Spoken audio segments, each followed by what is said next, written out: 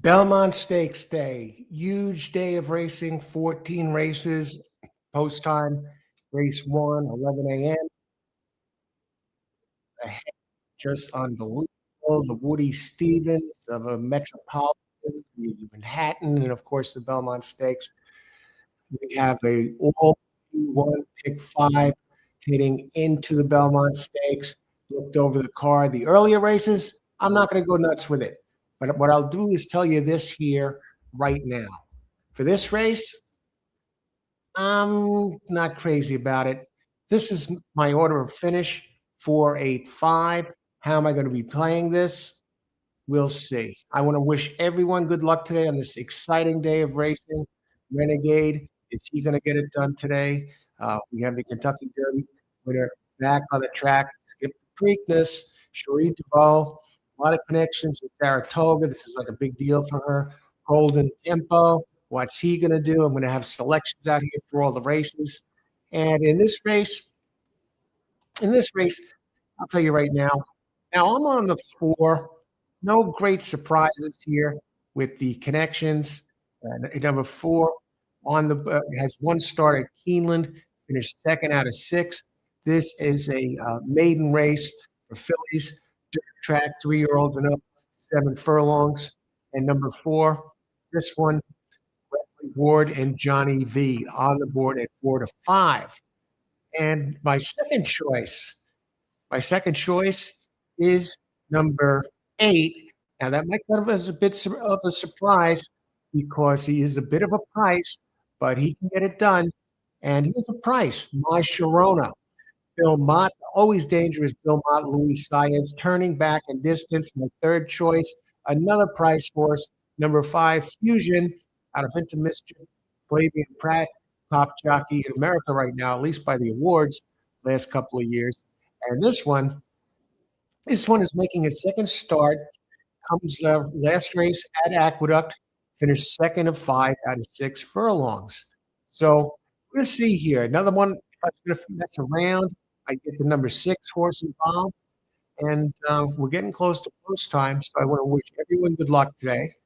We have a huge day of racing. It's going to be great. And we'll be back in a bit.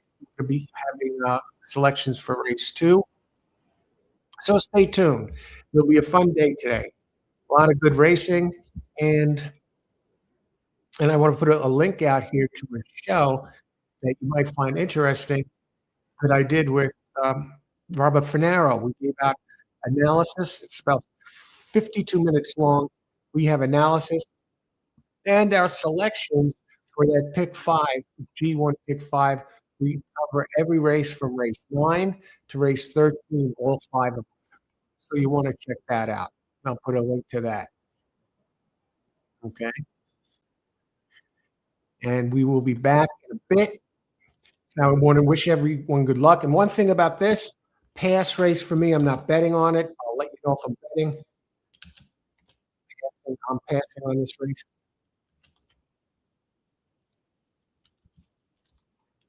race. So let's get it off to a good start here on Belmont Stakes Day.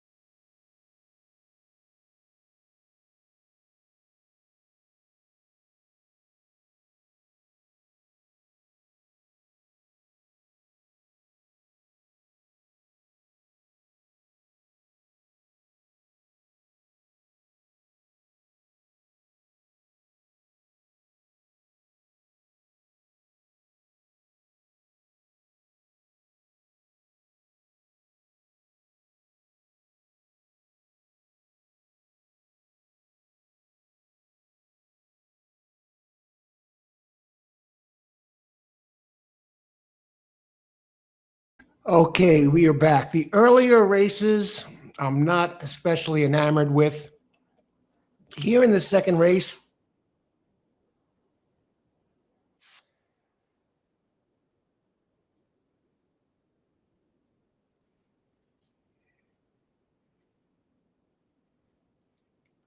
race two.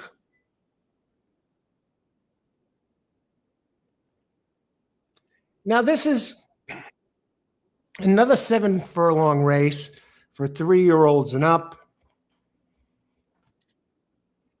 And I've landed on in this race 937. Contrary thinking, this one does have a lot of class. The speed is a bit of a problem. But you know what? I think I'm going to change up on that. I'm going to go with Chad Brown, number 4, incentive pay. Now we got a busy Saturday over here. So right now I'm going to have to head out again. Just taking care of some business, but we will be here, have our selections in place for all. And I'm going to put this up right now. Race 2, very chalky looking race.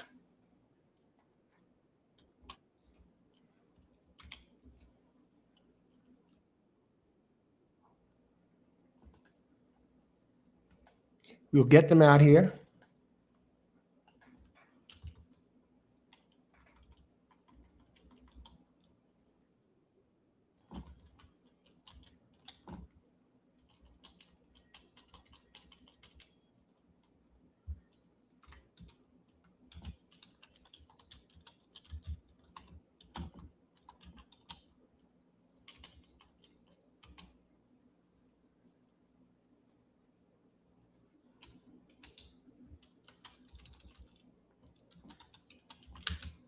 And we will be back, and we will be here more on camera during the big stakes races, but we'll do the best.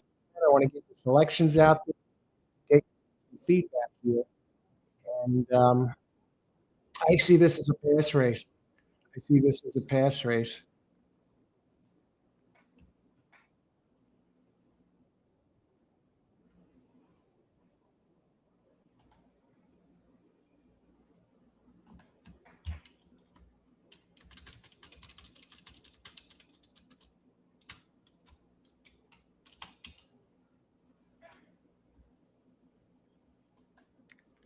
And we do have 5 minutes to post. Much better races ahead.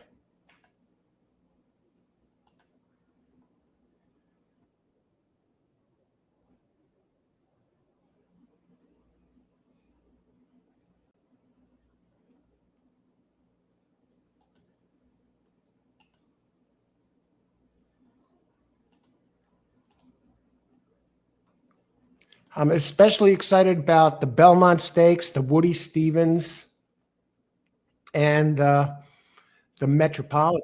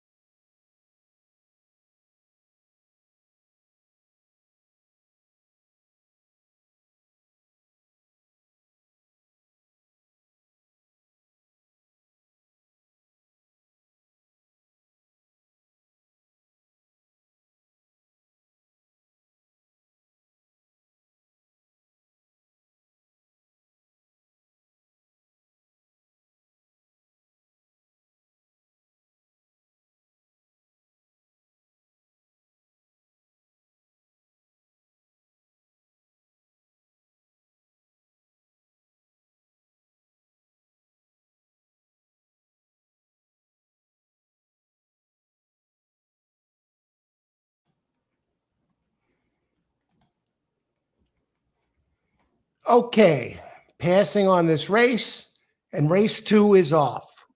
My selections, number 3 and 4, 9. Right now, 6-5. Irad Ortiz, senior officer, number 3. Life and Times, 8-5. Todd Pletcher and Flavian Pratt, the top 2 jockeys in the country. Number 4, top turf trainer, Chad Brown, with his go-to guy very often, Manny Franco, on number 4, Incentive Pay. Better races ahead here. Good luck, everybody. May the best horse win on Belmont Stakes Day. So many good races today. They come after the 9th through the 13th. I don't think it gets any better than that. Contrary thinking, running a big one here at 19-1. Come on, guys.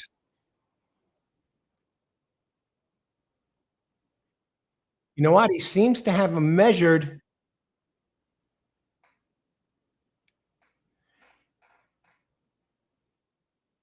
And Irod, does he get there? I think he might have got the wire.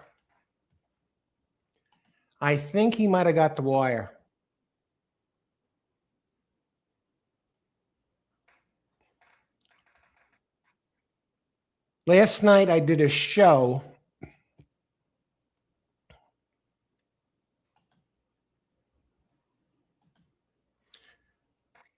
with my friend analyst Robert Finero. He played Eugene Pontecorvo on The Sopranos from seasons 3 to 6, and we covered the pick 5 at this. This is late pick 5 analysis, and I'll give you a sample of that.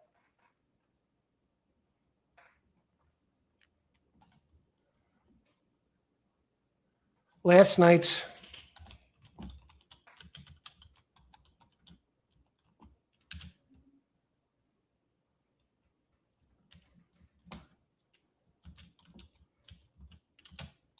analysis and picks for races. And you want to check this out at this link. And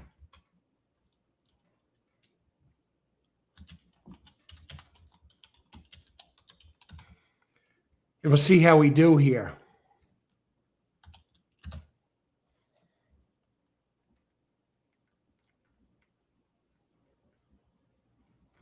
Those are the real races.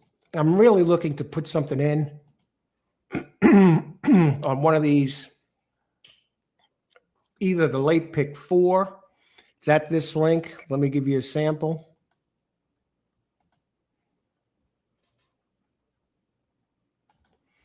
Title of the show: Belmont Stakes Day Stakes picks everything you need to win big. And we cover all 5 races, including the Belmont Stakes, of course, in order, races 9 through 13. And it's only really 52 minutes long, so it's definitely worth the watch. And let me just bring it up here for a second. You could watch a little bit of it.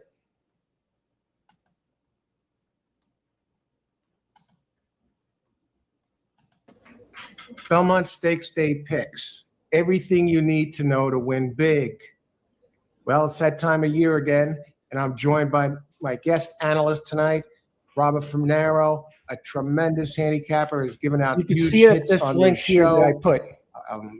A turf specialist handicapper, Euro specialist, big replay watcher, and trip player. And many of you probably recognize him from The Sopranos. Many of you know him as Eugene Pontecorvo, seasons 3 to 6, other movies, television, now an author, homemade 8 Sopranos stories, 8 homemade recipes. That's out there now. You can get that at all the big book chains and Amazon.com. Check it out. I'm Alan. What I do, I'm a racing analyst. I bring you this show, Horse Racing Plus, selections, pre-recorded videos, also a racing analyst, and the creator of Coach Allen's Racing Report. What we're going to be doing here is this. we're going to be covering every race in the all stakes pick 5, races 9 through 13 in order. Races in the pick 5, you can play that for 50 cents. We'll tell you the top 3 horses we like, who we'll be using, and we'll lead off with Robert. Robert, who do you like in the Japer Stakes? A little bit about that stakes. This race is 5.5 furlongs on turf, and it's a Grade 1, $500,000 purse, and this looks like a doozy. Who do you like here, Bobby? Well, like any other 5 furlong race or 5.5 furlong race, one mistake and it's curtains. You lose a step, 2 steps, get out of the gate. So in this race, I'm more of a spread. My pick is the 5 horse Reef Runner. I just like his statistics. His workouts are off the board.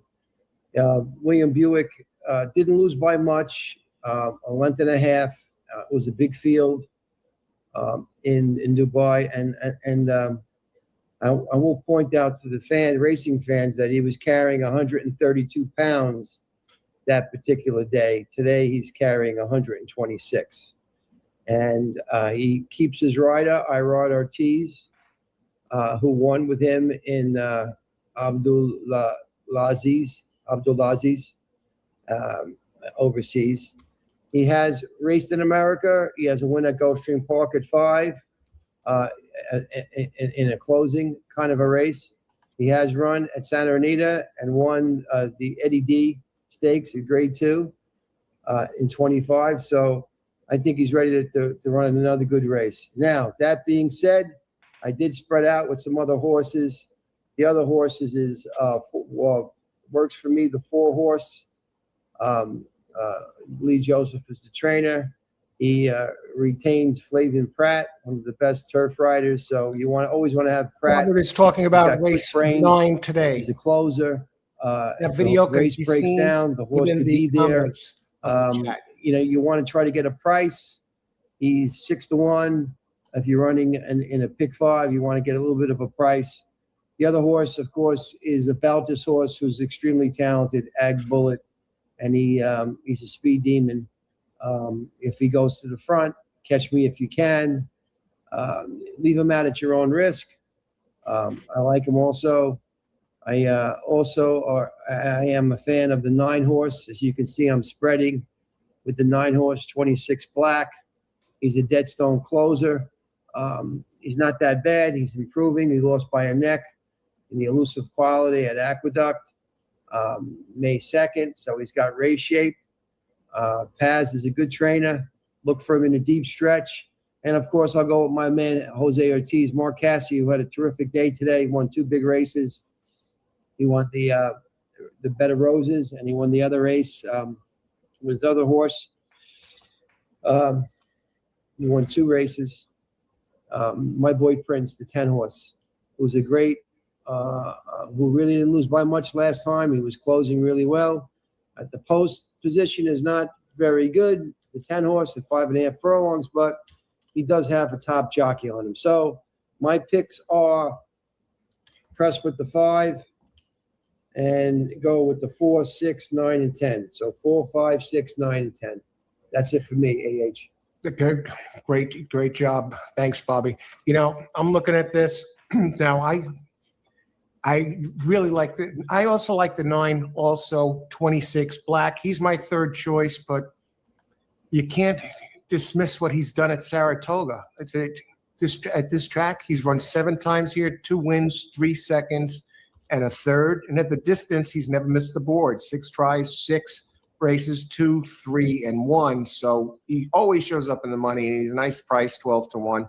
But he loves this track, loves the distance, so that jumped out at me. I'm going to go to my first choice. Very tough race. A bunch of horses that can win. I'm looking at Litigation and Brian Lynch, number 3, open 7-2. I'm looking at the combination of the Brisnet and the Thurgraph, and I'm this way and that way on the 3. I hate to lose with him. He hasn't won here, but he's 5 for 9 at the distance, and he runs inside. He's my top choice. Florent Giroux, the jockey, Brian Lynch. There are other big names in here. And one of them, another one here is number 10, My Boy Prince, Mark Cassidy, another one that runs well at the distance. He's 2 for 6 with a second and a third. He has a second here in 2 races, but 102 Brisnet. Mark Cassidy, always a dangerous turf trainer, big with shippers, 18%, graded stakes, 12%. Like you said, he had a big day on Acorn Day at Saratoga today. So 3, 10, 9. And you turned me on to this 5. Now, I kept looking at that one and going away from it. And I was a little concerned because he doesn't really, well, he's run the distance before.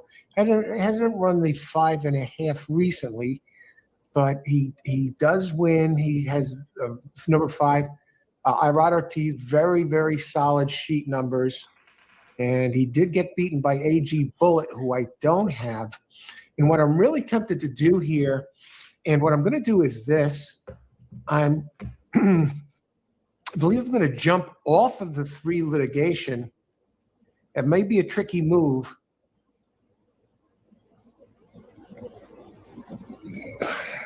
I'm looking at that 6. But I'm going to leave it like this, 3, 10, 9, 5 for now. And I'm going to recheck that tomorrow, the Boltus factor. And I'm going back to Lynch a second. He's having a strong 26, 25%. Yeah, I'm going to stick with it, 3, 10, 9, and 5. So we do have 3 of the same horses in there.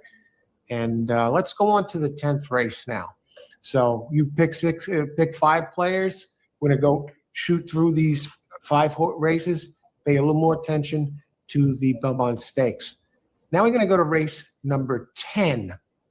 This is a hell of a race. 7 furlongs, the Woody Stevens Stakes.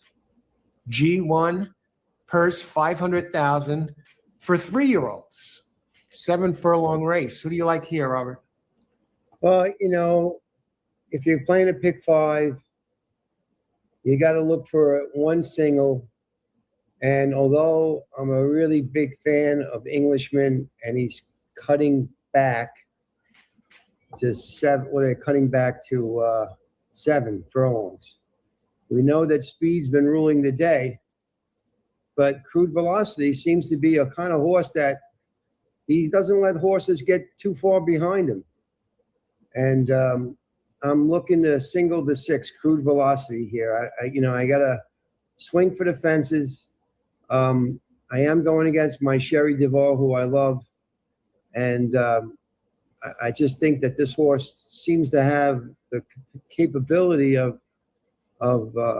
just being able to rate and pounce. And his Bayer speed figure is really tremendous, 100 Bayer speed figure. It's the best in this field, that's for sure. I'm hoping that he can repeat his last performance. And judging by the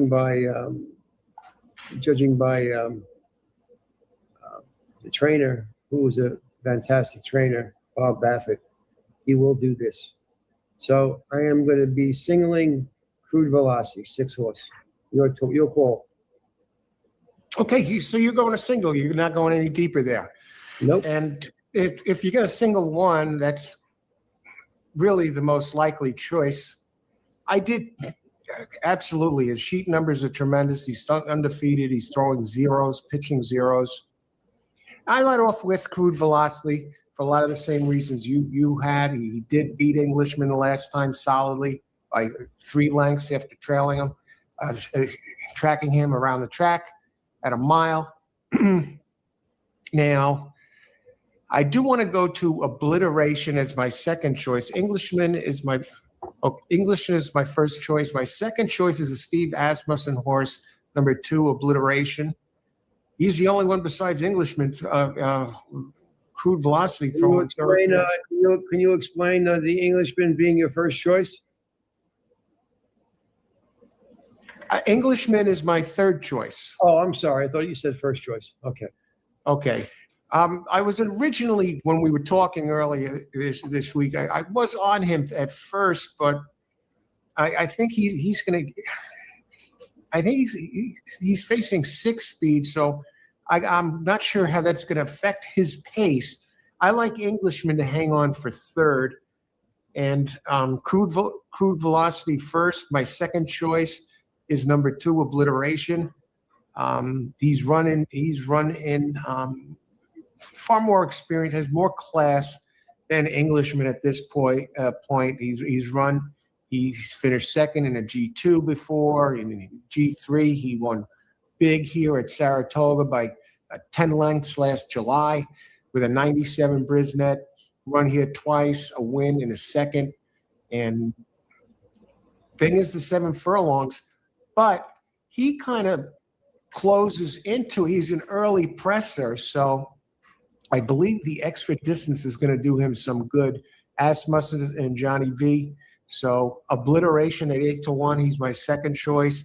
And my third choice, which breaks my heart, is Englishman, because him turning back a furlong, maybe this one has the controlling speed, and maybe he needed that first stakes race at the Pate Mile to get the experience. Now that he has it, and he was leading most of the way at a mile, entered the stretch up a half a length, got in a bit of a duel back and forth with Crude Velocity.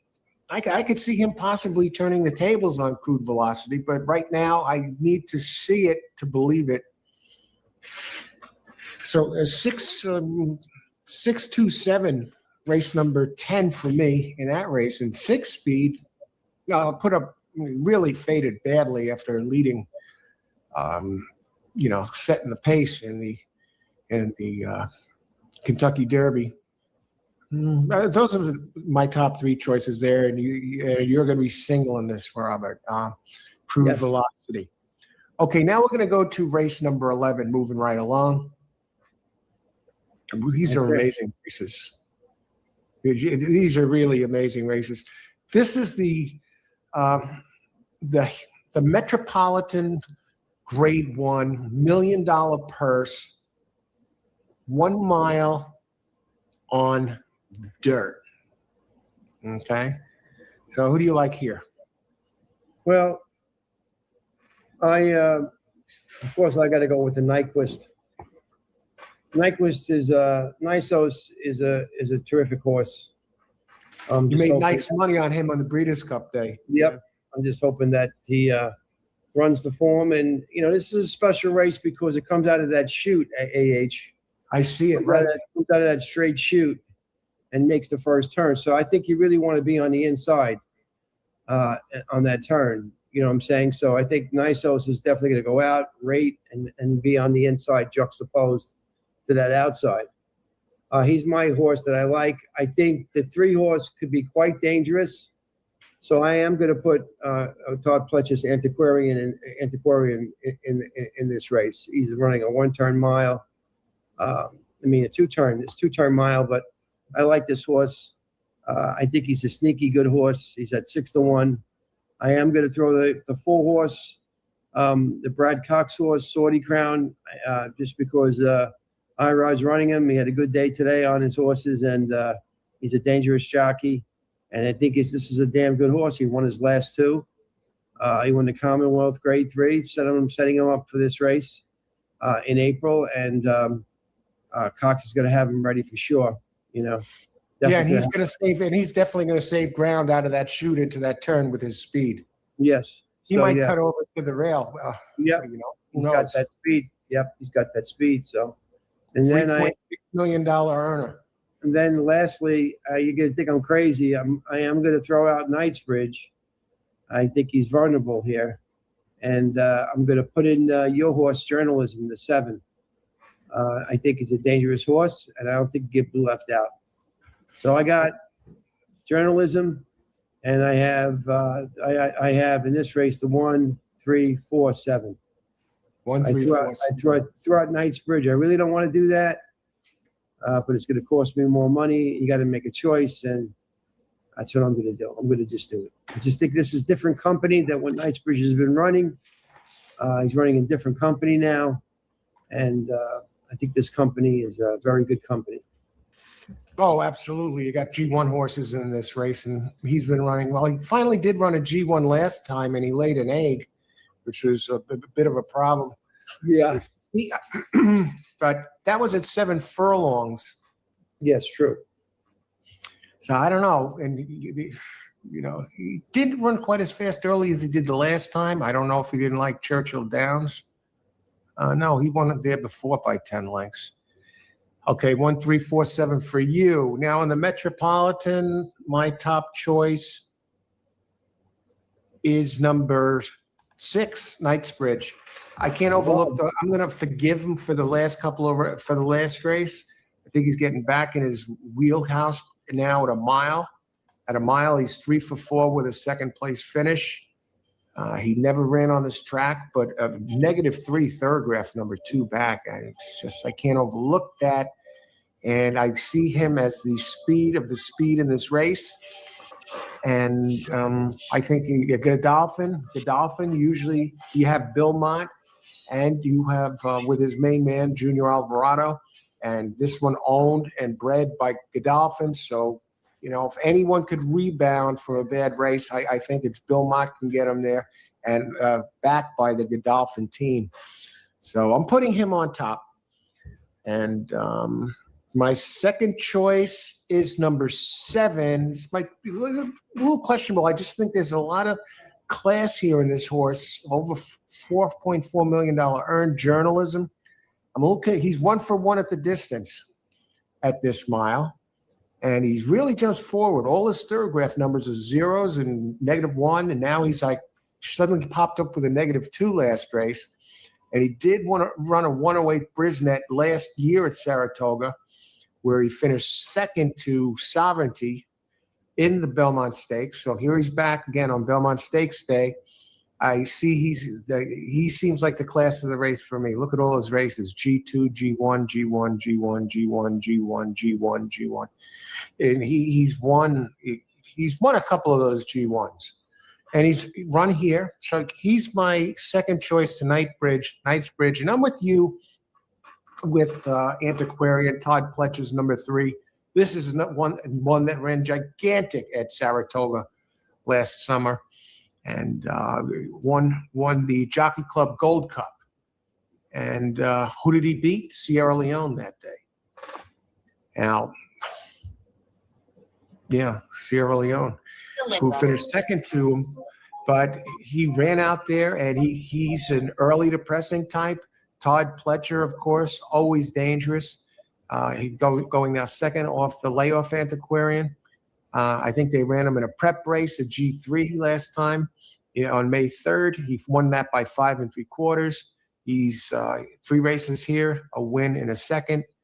And at the distance, 2 races, a first and a second. Giant numbers, 6 to 1. It would not shock me at all if he won. Nysos, I'm this way and that way about him. The horse has done absolutely nothing wrong. 9 wins. 9 races, 7 wins in 2 seconds, 2 for 2 at the distance. Leave him out at your own peril. I'm just wondering if he likes it a little longer. Well, he likes it. He's going to be around. He's certainly dangerous. By the sheet numbers, though, I just want to compare him to some of the sheet numbers that I'm looking at. He's run 3 races. -0, -2 tenths, -2 tenths, -2 tenths, like 0.2. Okay, which is beautiful. So those are his last 3 races, and he's won 2 of 3 of them. The other one a second. But if you look at what Antiquarian has put up on this track, and this one hasn't run at Saratoga yet. Nice. So Antiquarian at Saratoga is 2 races, -4. And a -1, and his comeback race, he ran a -1. So he's already running faster than Nysos there. And we go down to Knightsbridge, -3, second fastest race of any horse in this race except Antiquarian. And then the one with the third fastest race is Journalism. So I'm almost going by the sheet numbers and also Nysos. again, hasn't raced here. I don't know. We got to see what happens, but he's certainly dangerous. You can certainly put him in there. And Sortie Crown, Sortie Crown, if you go back to December, Christmas week of 2024, which is like, what, a year and a half ago? I don't know. He ran a -3, so if he brings his A game, yeah, Robert, I agree. This one could be extremely dangerous with Irad Ortiz and Brad Cox and with his early speed. I kind of expect we're going to see a speed duel between Sortie Crown and Knightsbridge, and we'll have to see how they hold up there. But my rate course is 6-7-3 for the Metropolitan. And now moving on to this next race, which is a doozy. Race 12, the Manhattan Stakes, G1 race, $1 million purse, 1 mile and 3/16 on turf. Holy smokes. What do you think, Robert? Well, we already, John Silver, of course, let us know last night that Rhetorical's running with an aluminum pad. I don't know what that is, has some sort of hoof issue, which, deterministic, the 5-horse is the horse to beat, I feel, due to the fact that Rhetorical has this hoof issue. Now, Rhetorical so far hasn't been scratched, but don't be surprised. Anything can happen between now and then. That would be terrible, but these horses are very expensive. So we'll see tomorrow what's the story with that. Now, I was hoping, I think that judging by the 1 mile and 3/16 race today, where I had Kokura and Chad Brown said at the beginning of the race, don't be surprised if Portfolio doesn't go out. And he told the jockey, that he would go out, Flavien Prat, that he would go out, and that he don't be surprised if he's going out. He's not going to be, rating. And he won the race, so it was a good strategy. But he put them to sleep in a way. He ran a 49. He ran a 23. He went to the front, and it became this whole issue where what I have about this mile and 3/16 on the turf is that a lot of the horses run out of real estate, the good horses. And at first I thought Rhetorical could be the controlling, he's just running lights out. I mean, how do you leave him out? But now with this foot issue, this hoof, this aluminum pad, I don't know what to think. So then I have to say that determination is going to set the pace. Now, I'm hoping that Rhetorical runs so we have some sort of pace in there. If he doesn't run, Deterministic can come wire to wire. He's a damn good horse. He's like little Mike. He's got right. that ability like little Mike, So now that being said, okay. There is a horse in here that I'd like to see win the race. I have him in my turf pick 5. As a matter of fact, I have him as a single, the 8-horse, One Stripe. It just seems that this horse can't just get the racing luck that he needs. The last race he ran at 1 mile, he was right there at the end, but he could not put it away. He could not put the race away against Zulu Kingdom. He beat Rhetorical that day. He saved ground. He waited, and Johnny V rode a great race, but he just couldn't put away Zulu Kingdom. Now, that's a grade 1 race, the Maker's Mark. So we know the horse has definitely got race shape. Motion is a great trainer. He's a sneaky trainer. If you look at the 2-back race at the Gulfstream Park Pegasus Day, he was right there. He had to go extremely wide. We had him that day. We couldn't beat test score. So it just seems that the horse has bad racing luck. Now, if you judge that he had the mile, unbelievable. Yeah. If you judge that he has the mile this race, and he stretches out to the 3/16, maybe because of the fact that he's used to America and he's been running around the 2 turns, and Lorena, his jockey who rode him on Pegasus Day, came back to ride him again. He ran on Thursday. And Lorena's back on him. He's his jockey that won the grade 1 races in Kenilworth, in Kenilworth in South Africa. This is a graded stakes horse. If Lorena can get the right trip on him and there's speed up top, he does have a chance at 6-1. I'm just telling the bettors that he's a good value. So watch out for him. Now, Alan says I'm a Euro specialist. I'm okay. I like to look at the European races. I like to watch their form. I'm a member of French Gallop. I looked at Bright Picture. He's going to be one of the favorites. You're not going to be able to bet him to win because he's going to be at least 2-1. And he's a dead stone closer. Now, the thing about Bright Picture is that if you look at his running line, 1 mile and 5/16, 1 mile and a quarter, 1 mile and a quarter, 1 mile and 3/16, he came in third. He came in third that day. So you cut him back. He's got a tremendous kick. So again, we need a fast pace up top. Now, do I say this horse is not capable? He certainly is capable of winning this race. If I was playing multi-plays, I'd have to put him in my pick 5. I have to put him in my pick 5 because he ran against this horse called Dars, and Dars is a grade 1 race, and he came in second to Dars, which is pretty impressive, and that was April 26th. Kukura came in second. Kukura had the same kind of form too. So the horse can't be discounted, but at the same time, what's his behavior on the track? Is he going to like it? Kukura loved the track today. He was by himself. He didn't need a pony. He was well behaved in the paddock. There's a lot of people. What's going to happen with Bright Picture?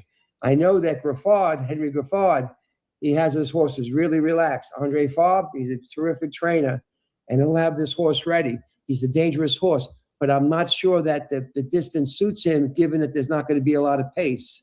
If there is a lot of pace, look for him at the end. He's going to be carrying 122 pounds, 2 pounds lighter than a lot of the other horses. He carried 128 at Longchamp in the Prix Garnet grade 1. 128. He drops 6 pounds. 6 pounds. 6 pounds. It's a lot. So he's a dangerous horse. Now, who do I prefer? I prefer the 8. Okay?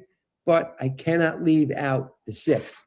I also say Deterministic is a sneaky horse. He's a damn good horse. You know, Alan, I had him at Gulfstream that day. I told you about him. You didn't believe me in the Manhattan. Remember?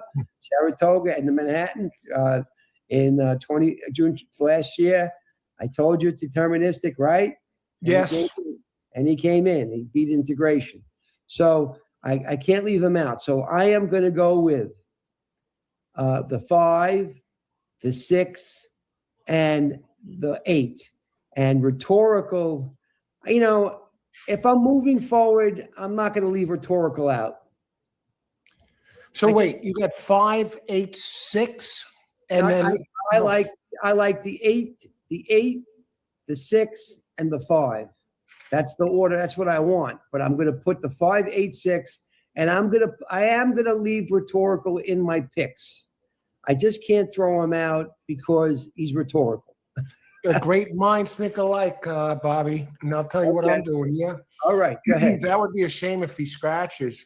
So I hope I explained what I was talking about, made some sense to some of the bettors. Yes, because the distance definitely makes a difference. I was looking at a Bright Picture as well. I decided not to use him. I was a little concerned about the distance. Very in great form right now. Who I let off with, I did the same as you. I like Deterministic. I don't trust a Rhetorical. A beautiful horse wins a lot of races. I don't, hung on the last time against, managed to hang on. Did win at a the distance was, what is the distance there? The distance of that last race, Rhetorical. It was 1 mile and an eighth. It's going to have to go a little longer this time. No, it's shorter. 1 mile and an eighth is shorter than 1 mile 3/16. Right. So he's going to have to go a little longer this time. I don't know. Oh, yeah, that's right. You're right. He does some good running at 1 mile, 1 mile and 16th. And right. and I think deterministic is going to beat him to the punch. I'm leading there, and I'm with you. Yeah, he's a win machine, deterministic. Look at these races: first, second, first. Come on, and he's in great form. He's throwing up beautiful numbers. Miguel Clement is lights out in route races. What's your feeling on the pace? The pace. I like to see the pace projector on this. They have it at DRF, but I don't. You know. I could see them going at it, and I could see deterministic beating him to the punch. And I don't think he has to, though. There will be pace in this race. I'm just curious what your feelings are. I mean, because like today the race at the mile 3/16 without pace, the closes really can't get in there. You know, I mean, I need a 48 flat. I need a 48. I need some fractions that are a little bit better than today in order for us to get a closer in there, you know? And, I'm talking about to the bettors to try to get value. I mean, you're not going to get value with deterministic, nor are you going to get value with rhetorical. So, I mean, you want to get the winner, of course, when you're playing a multiplayer play like we're doing, But, if you're going to make some really good picks that are outside the box, you want to have some price. It's going to be deterministic, and rhetorical might take the short lead on him. You got to see with the hoof issue, because rhetorical doesn't grab the lead all the time like deterministic does. He's more of a front runner than rhetorical is. The question is, are they going to allow deterministic to govern the race? And you know what I mean? Today was a different kind of story. I'm hoping that they don't allow it. They see it coming and they go for it, But if you look at all the horses, they're all closes, Yeah, I think just based on the running style, and I could see deterministic being the one that leads the way in this race. Not guaranteed, but that's what I see as the leader in this race. Right.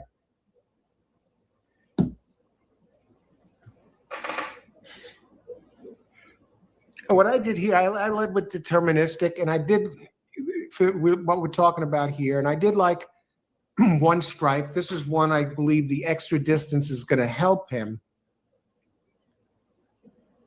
and he's come so close, and I could see him winning, or I could see a 5/8 exactor in this race. I could see it, like he's beaten rhetorical before. Graham motion. Okay, the jockey's going to get another shot. Yeah, I like one stripe second. I have to agree. I have to agree with you with that exacta. Yeah. And one that I think also seems to be rounding forward with a very big third graph number in his last. He's really curving forward. I know rhetorical beat him. Make me king. I think he turns the table on rhetorical this time. It's just that put up a 1 last time. And I understand what he did last time, but the way rhetorical beat him, it was just, and I watched the race, and he wasn't that wide. I mean, I don't get how he got the 1, but he just didn't seem to me like a horse that can really close at that distance, at the 360 with the extra distance, you know what I mean? So yeah, the distance concerns me a little bit. He gets Jose Ortiz. Well, he's going to keep the mount. He ran well in a G1. Is coming in second in that race. There's nothing to be ashamed of. I just think that Bright Picture is a better horse than him, for sure. Bright Picture is a better horse closer than him. I'm almost looking at both of those two. Bright Picture is a tough one to leave out. I'm looking for the value with Make Me King inside with Ortiz. All right. Yeah, and Flavian Pratt, certainly no slouch on Bright Picture. And my fourth choice is I will respect him by the numbers, and he's been running in high quality races. Has run well at the Spa. Rhetorical. He's my fourth choice this race. I don't want to get knocked out of a multi-race play by leaving him out. That's not the time. Maybe the shoe issue is not going to be a problem if they run him. Maybe. Yeah. I mean, I wouldn't run a horse like Rhetorical. He's a great horse. I mean, if you look at the race shape, Rhetorical's running lights out now. I mean, without that shoe problem, I mean, I couldn't. I would hope to try and beat him, but I would say, there's the winner. You know what I mean? He's just in great shape. He's just looking so fantastic. He would look so great in his last race, and I mean, you don't want to leave him out. I mean, I wouldn't leave him out, but I mean, if he didn't have that shoe problem, it'd be hard for me to, unless they pressed each other really hard, Deterministic and Rhetorical, they pressed each other hard up top, and I'm hoping that if that's the scenario, but I'm not sure it's going to happen. And that's all. Go ahead. Go ahead. Who's running really well now? A 30-1 shot. Tis Dashing, the one horse. He came in. He lost by 3 and change at Keeneland at a mile. I don't know. He seems to be running well for Barkley, Tag, and Castellano. Totally outclassed, but by the speed figures, not impossible to hit the board. I don't see him winning. He's 30-1. But yeah, I'm just going with the Make Me King in there and Jose Ortiz and Determinist. So what are your picks? 5, 8, 3, 7. And I have the 5, 8, 6, 7. I have the 5, 6, 7, 8. You have 8 as your second choice. You have 8 as your second choice, or 6? No, I want the 8 as my first choice. But I'm spreading with the 5, 6, 7, 8. 5, 6, 7, 8. Okay, so those two are actually. I'm spreading. I want the 8 but win. you could have done with the 8 of the. I would say 8, 5, 6. I would say 8, 5, 6. I like your exacta, your 8, 5 exacta. I love that exacta, the 8, 5 exacta. If I'm live, I might play that exacta.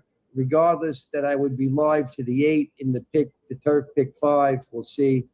I'm not sure I'm going to need racing luck, but judging from this race, and I did look at Bright Picture, and that 6-pound swing is interesting. Now that really does interest me. Now that 122 6-pound swing, that's a big swing, man.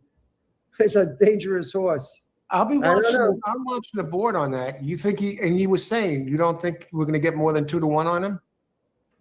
Well, he's 3-1 now, and they're all picking him. They're all saying, like today when I went in with Kokura, Maggie did point out that he did run against Gazora, and he came in second to Gazora, which I went back and I watched that race. I said that's a grade 1 race. He came in second to Gazora. This is a good horse. They left the horse. I think they left the horse at he went 9-1, 8-1. Now the bettors, I don't freaking understand them because they all like to bet these foreign horses, and some of them they lock into. Even with he was 9-1 after Maggie spoke, he went down to 8-1. I said to myself, these bettors are really, they're not too savvy because they all get on board with, they're like lemons, being led to slaughter, some of them. You know what I mean? I mean, how do you give this horse 8-1 who came in second to Gazora, who just ran a terrific race in France, and Griffard knows how to bring him across the pond. I'm sorry. He knows how to, he's got it down to a science. So how do you let him go at 8-1? You know what I mean? So I was very, very surprised. Now, the bettors seem to, everyone's pointing out Bright Picture. So they're talking about Bright Picture. So I can guarantee you he won't be 8-1. And I can guarantee you might get 2-1 at the most, 3-1 at the most. If you get 4-5-1, bet him. But I don't see it happening. But beware to leave him out because I'm looking at that swing, that 6-pound swing, and that means a lot, 6 pounds. Oh, it's huge. At a mile 16th. I didn't really notice that today, but now I'm noticing it now. And that's a pretty big swing, AH. I don't know how you feel about it. Well, a thoroughgraph point, every 5 pounds is equal to knock off a thoroughgraph point, make it lower a point. So you could take, if he's getting a 6-point swing, you could take the 3s that he's running and turn them into 2s, basically, Right. the thoroughbred with the 6 pounds. Yeah. So it definitely makes a big difference. And Yeah. for every 5 points, it's worth a thoroughbred point. Sometimes you see these horses getting spotted 10 pounds. That's like 2 points. That's huge, Bobby. Yeah. Yeah. All right, so we move Yeah. on to the big race. A big race. The Belmont Stakes. This is the one everyone's talking about. Now, this is the purse on this race. Let me bring it up. Okay, being run at a mile and a quarter. Next year, when we get back to the new Belmont Park, we'll go back to the traditional mile and a half. Belmont Stakes, purse, G1, $2 million race for 3-year-olds. All right, this is going to be a barn burner, man. Who do you like here? You know, a very, very, very difficult race. It's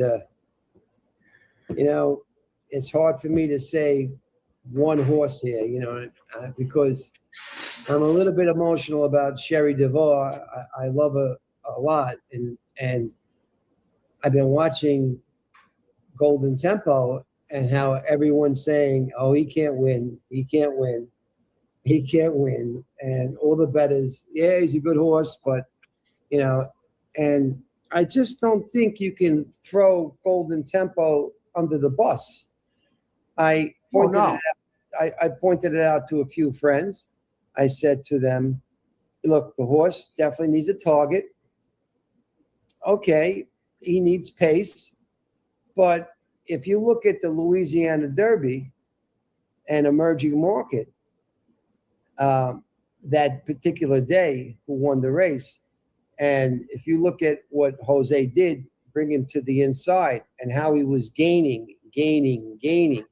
And Sherry had said prior to the Derby, the only thing she said to Jose was keep him straight as opposed to angling in somewhat. Just find the lane. Now, of course, he benefited from the pace.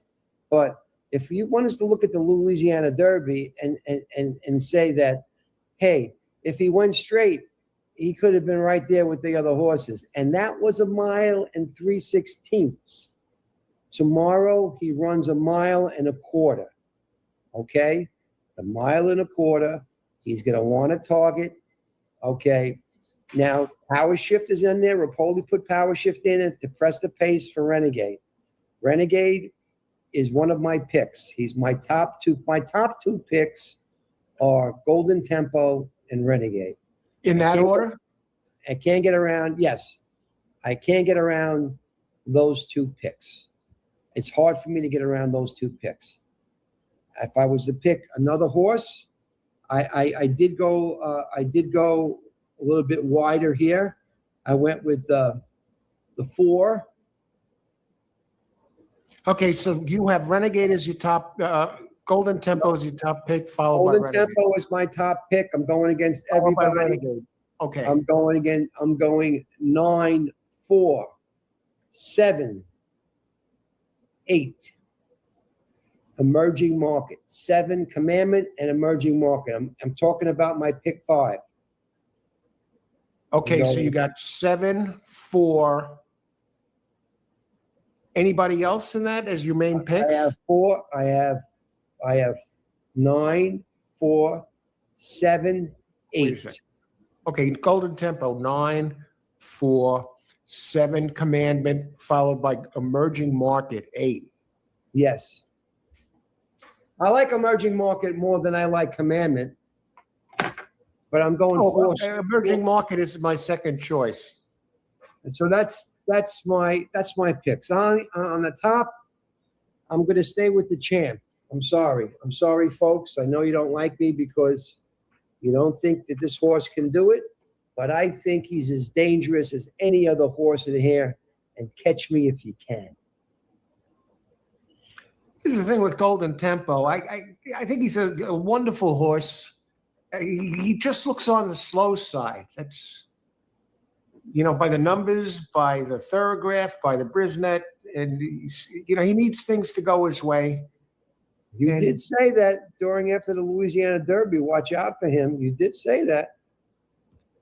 the Golden Tempo, I don't trust him to win this race. Okay. I just think I see Renegade by the numbers and the running style. Had a bad break. Was hit hard at the start of the Derby, and he still almost won. He only lost by a neck. I see him coming back and winning this race. Just looks like the fastest horse to me. My second choice here. Renegade is your first choice. Yeah, Renegade's my first choice, and my second choice is Emerging Market at Claravich Stables. Very dangerous group. You throw out. He's another one that got hit all sorts of problems in the Derby. If you look back at his 102 Brisnet, and he threw a thoroughgraph number, and only his second start in the Louisiana Derby. He did beat Golden Tempo that day by what? Length and a half? Yep. This one's a little bit longer, though, or a mile and 3/16, but who knows if they run straighter. But Emerging Market was hung very wide. It's a smaller field, just to say that. It's a smaller field. Yeah, and Emerging Market, and this one, it does have enough speed to be kind of around. I know they list him as a closer, but sometimes he runs some decent early fractions like he did in the Louisiana Derby. He wasn't far back at the second call. He was 2 lengths. And anyway, he's my second choice. He's a bit of a price at 6-1. My third choice, I'm going with the other Mike Rapoli, the speed. I'm thinking Power Shift might be able to hang on. Where he is in only 3 races. Now, he did finish second to Emerging Market in his maiden race at Tampa Bay by only 3/4 of a length. His third-graph numbers are right there with the others. He's only maybe a point behind a Golden Tempo, but he's only making his third start. His top numbers is just as fast as Golden Tempo, and he's going to be inside, saving ground. He didn't run well in the G3, 2 back, but he popped back again and won, broke his maiden last race on May 2nd at Churchill Downs. Pletcher, Luis Saez.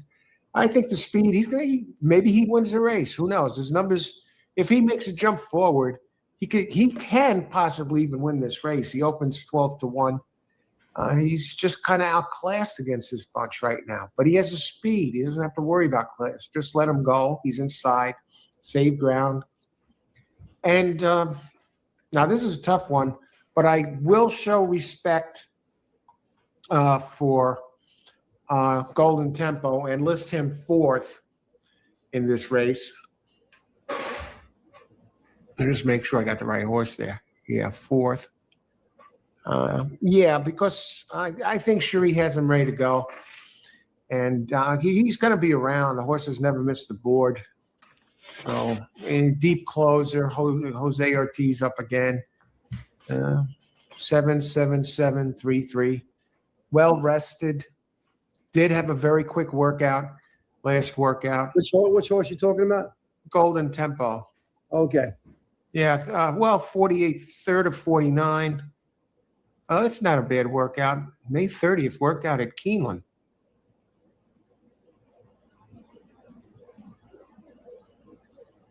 Okay, that's a sharp workout, nonetheless. Yeah, 2 horses that Commandment, I think, might be a little gassed. He's had a very busy campaign lately, and he got roughed up in the Kentucky Derby. The horse really has, he had 5 straight wins going at one point. All right.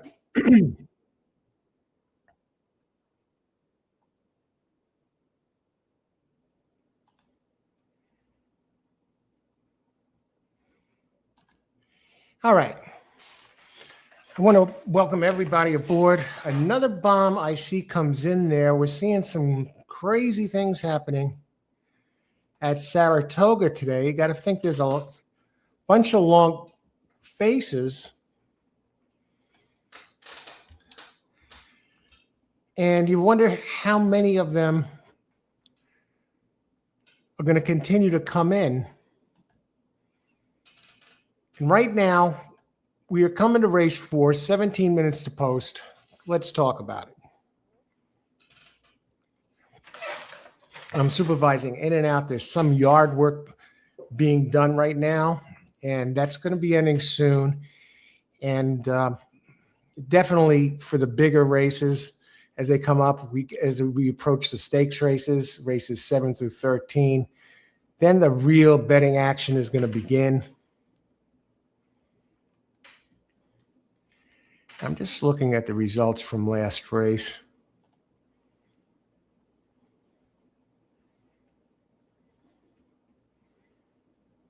The one just missed.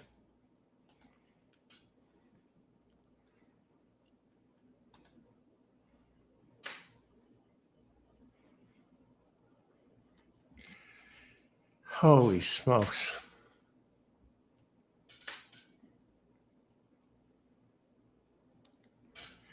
I'll tell you, crude velocity.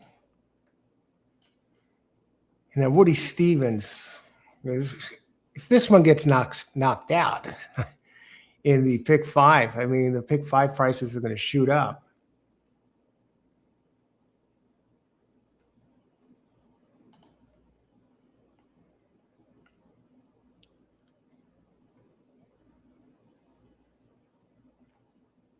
Now, in race 4,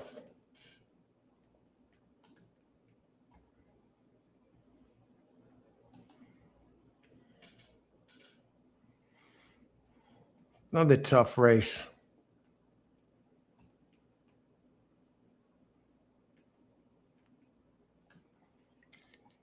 Race 4, claiming 55K, 3 and up fillies and mares on dirt, 6.5 furlongs.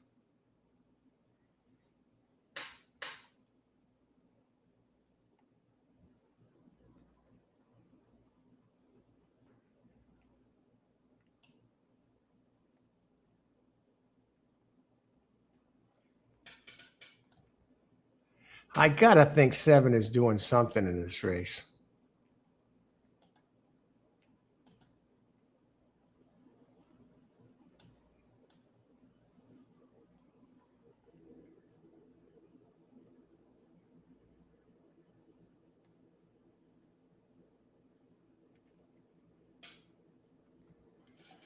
We're going to try box again here.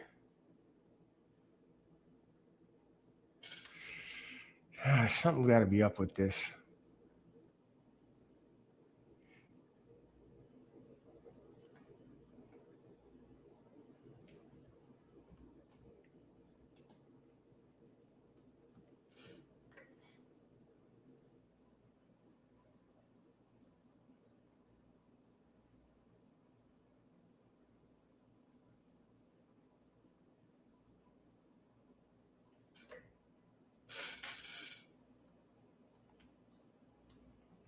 What we're going to do here is this.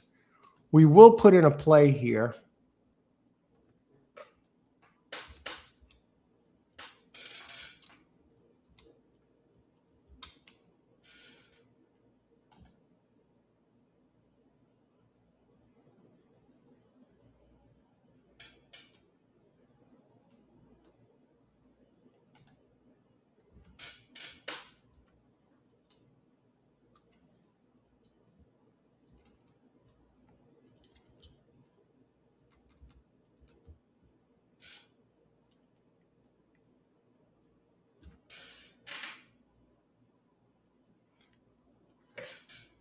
Just checking one thing.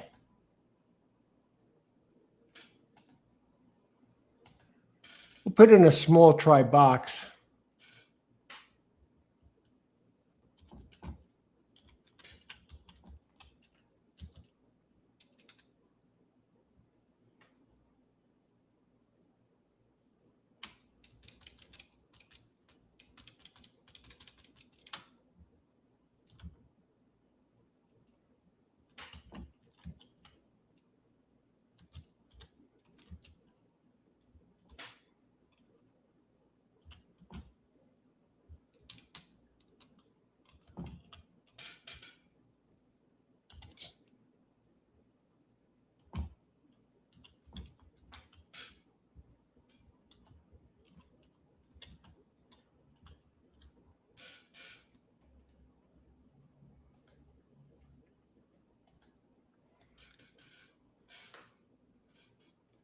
We're getting some prices here.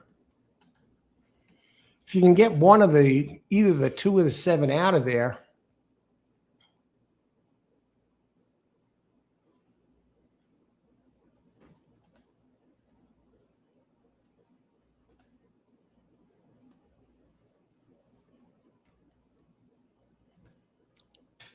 we might have something.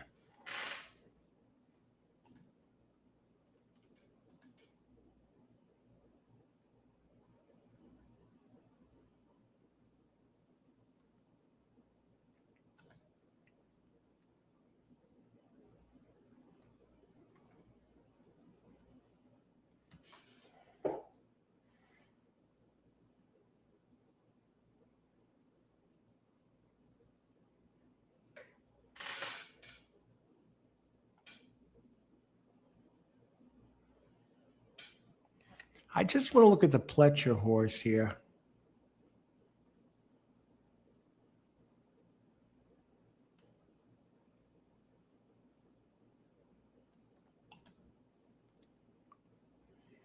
We should be good with this.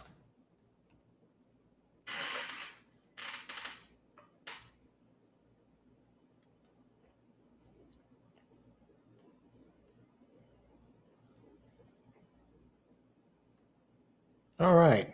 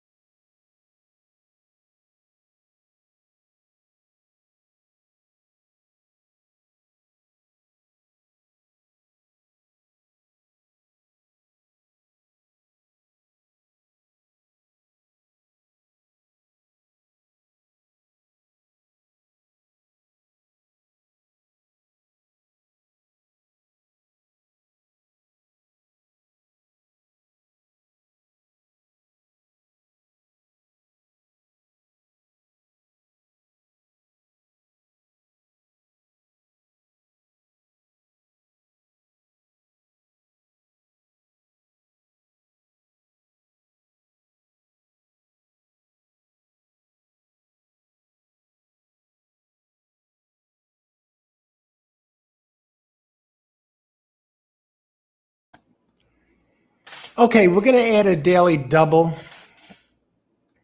We're going to add a daily double into our play here. I'm going to have the trifecta, but I see some longer ones for the next race. So I will give you this.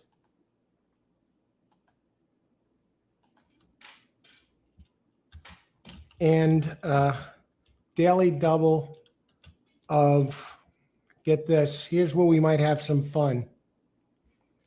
2, 7 with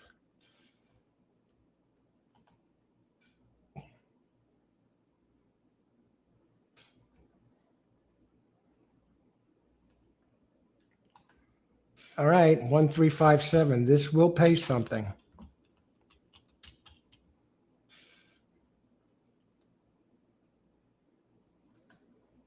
And I'm putting this in now.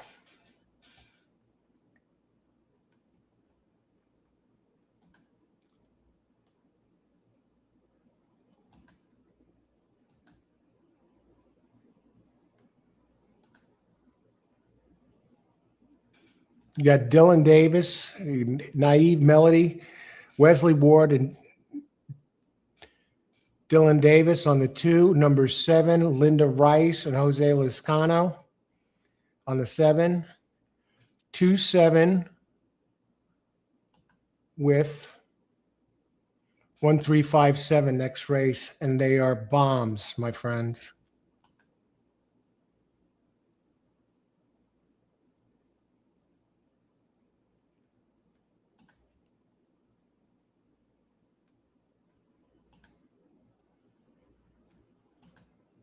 That's 1 16th on turf.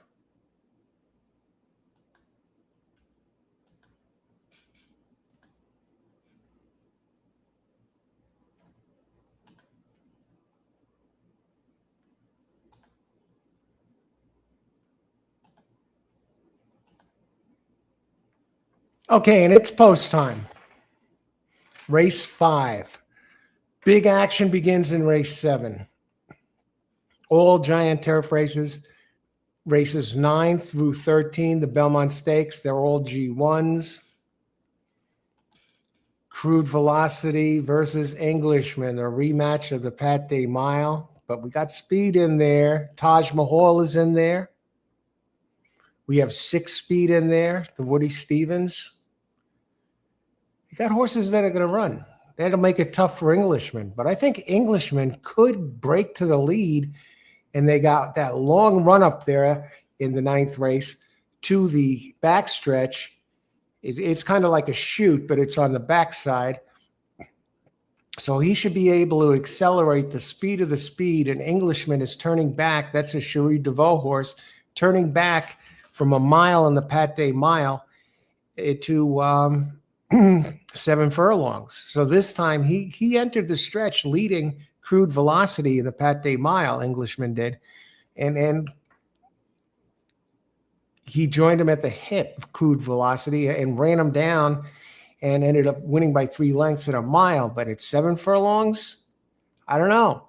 But the race, that 9th race, that 10th race does set up well for Crude Velocity. But they're in the gate here. 2 and 7, the ones to beat.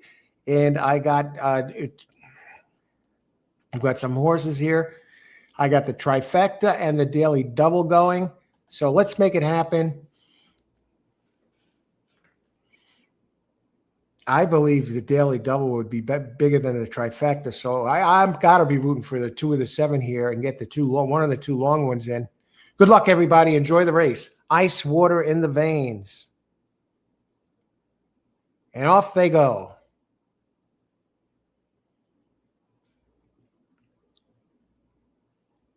Naive Melody leading the way.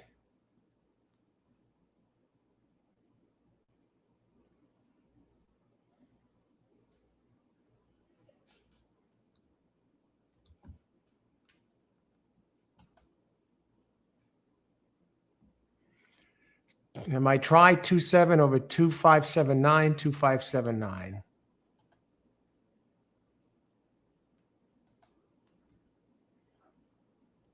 Four breeding right down and back. Here comes the 4. Here comes the 9. Maybe I should have played this as an exacta. I don't know. 10, Spectacular Gray making a move. 4, digging in. 2, fights back. 4, digging in. 2, fights back. Here comes my 7.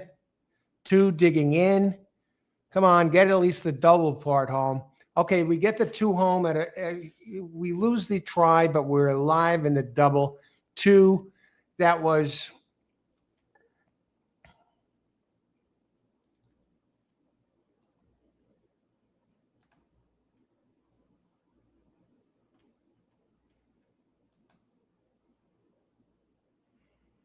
Dylan Davis at 3-1. So Dylan Davis on Saratoga Day, Belmont Stakes Day, does get it done. Flavian Pratt comes in second with the number 4, followed by the 7, followed by the 10. All right, so right now I got to root for the daily double at this point.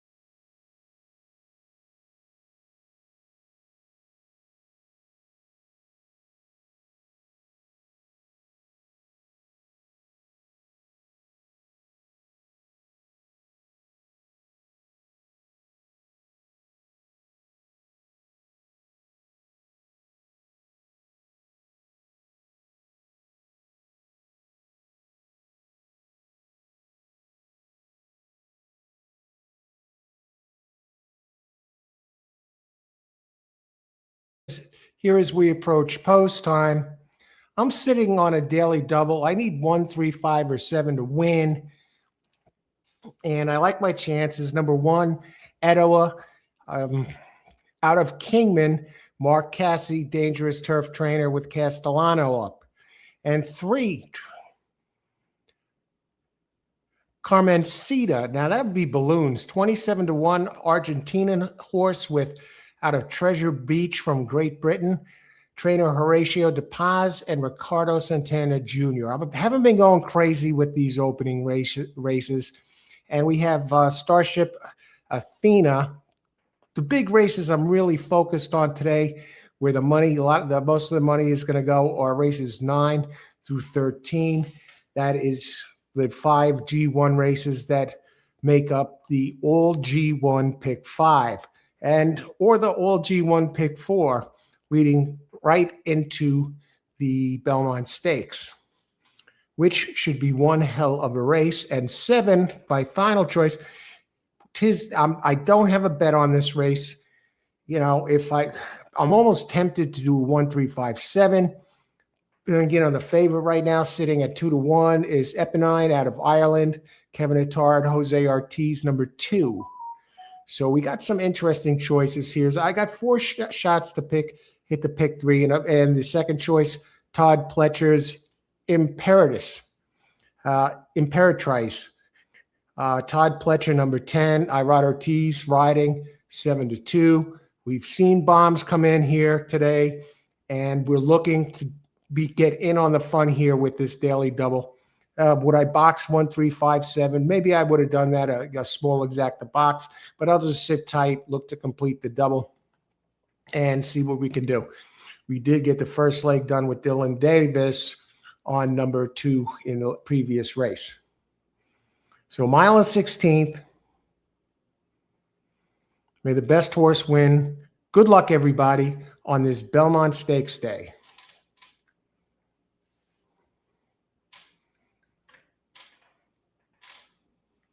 And they're in the gate. Now, it looks like it's overcast there at Saratoga. We might get some thunderstorms later at Saratoga. Hopefully, it remains dry.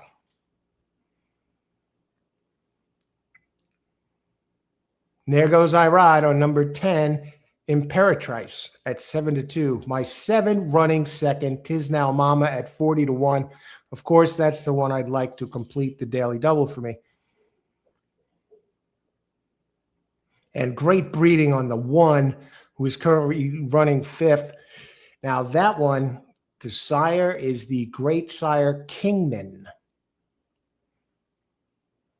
22.69. That's a quick opening quarter here on the turf. But the turf has been firm, and it's really holding. So it's an interesting day here. And the favorite, number 2, slipping up the rail. 7 is tracking. 9, Marketplace, Great Britain, 9 to 1, running in 3rd.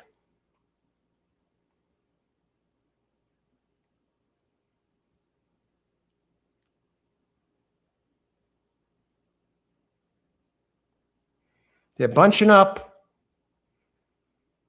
as they swing off the turn.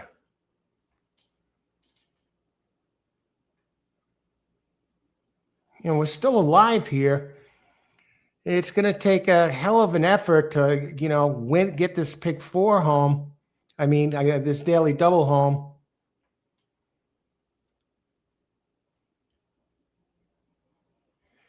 Number 9, Marketplace.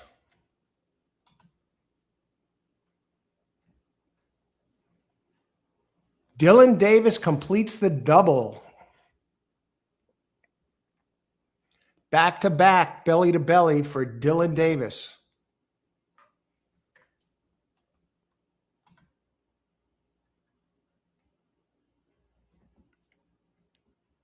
Richard, buenas tardes. Hey, good afternoon, Richard. Good luck today. Saeed, 6 or 8. 6 or 8. I didn't like either of them. Saeed, good luck today. Thanks for joining us. And we got the bigger races coming up.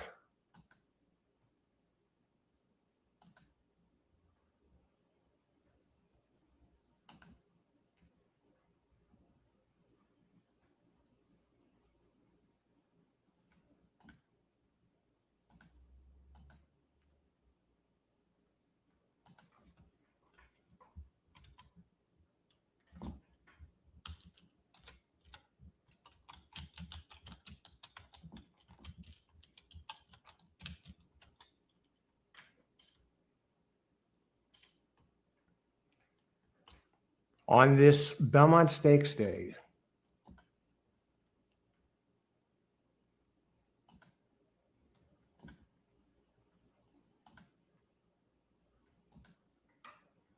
Richard, Saeed, good luck today. Thanks for joining us. Big races 9 through 13.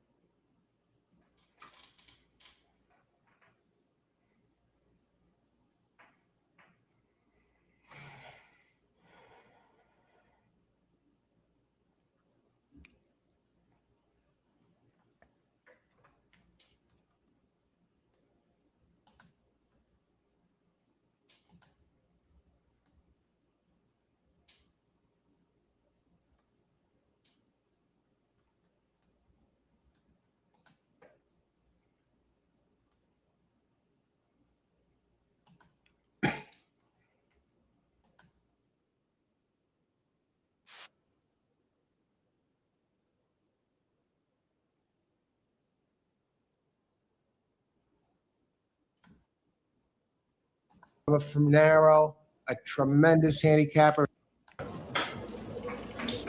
Belmont Stakes Day picks. Everything you need to know to win big. Well, it's that time of year again, and I'm joined by my guest analyst tonight, Robert from Narrow, a tremendous handicapper, has given out huge hits on this show, a turf specialist handicapper.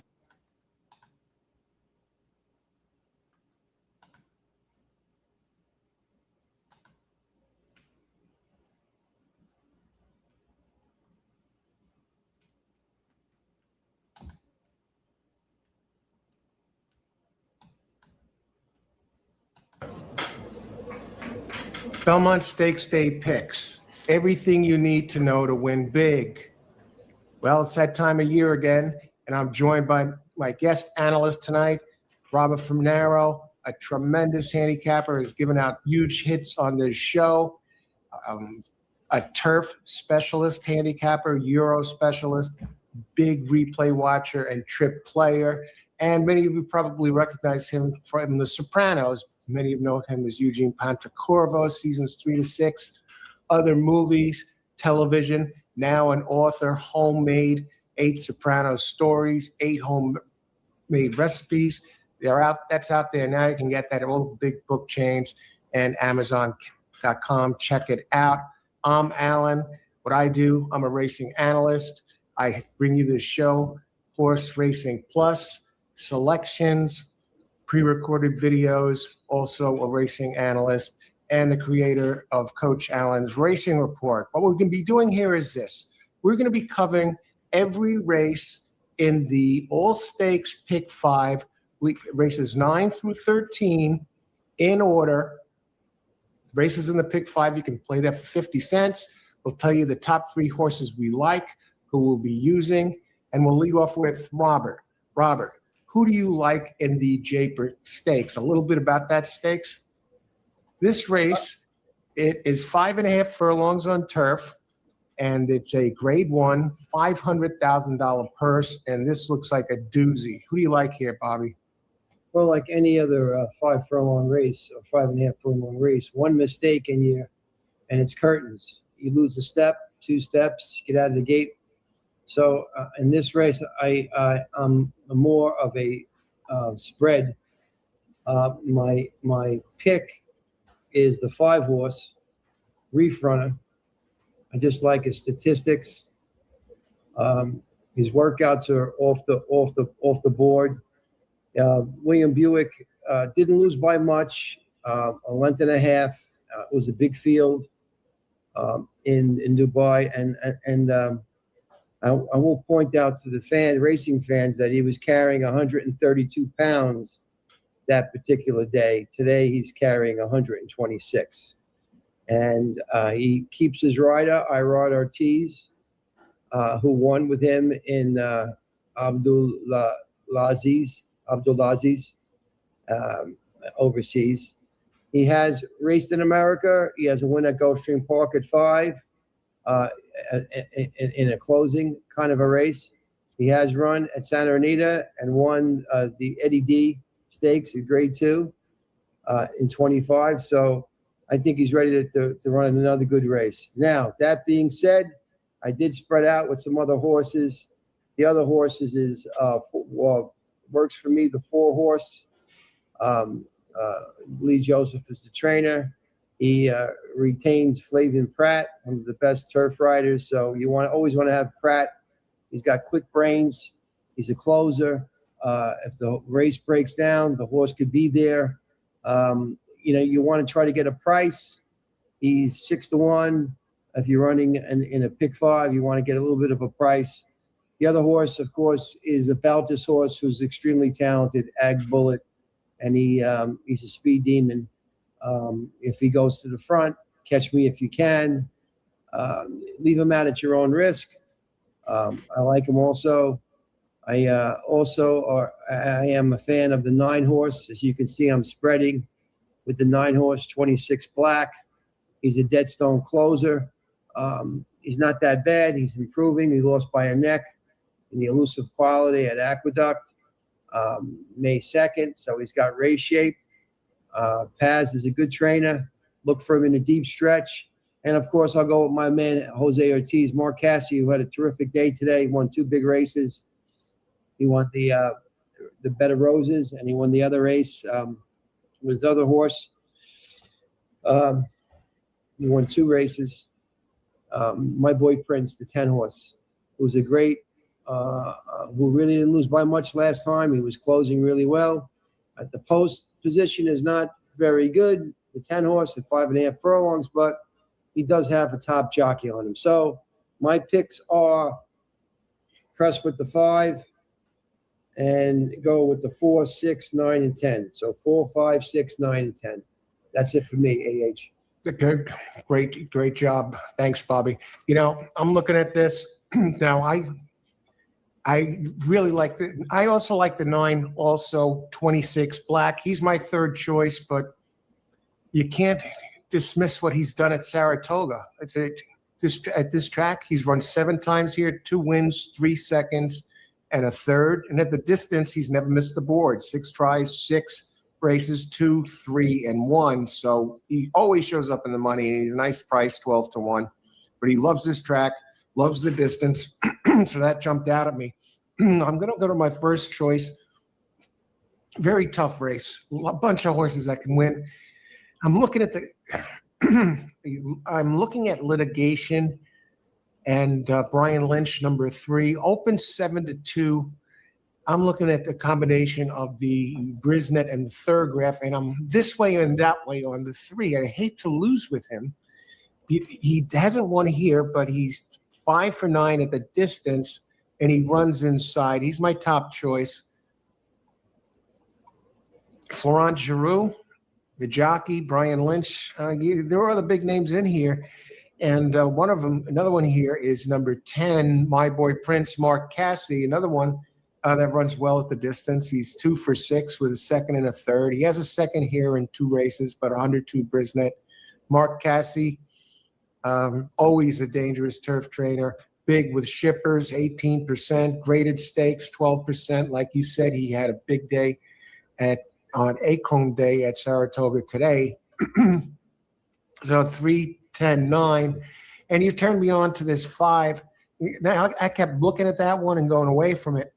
And I was a little concerned because he doesn't really, well, he's run the distance before. Hasn't run the 5.5 recently, but he does win. He has number 5. Irad Ortiz, very, very solid sheet numbers. And he did get beaten by AG Bullet, who I don't have. And what I'm really tempted to do here, and what I'm going to do is this. I believe I'm going to jump off of the 3 litigation. It may be a tricky move.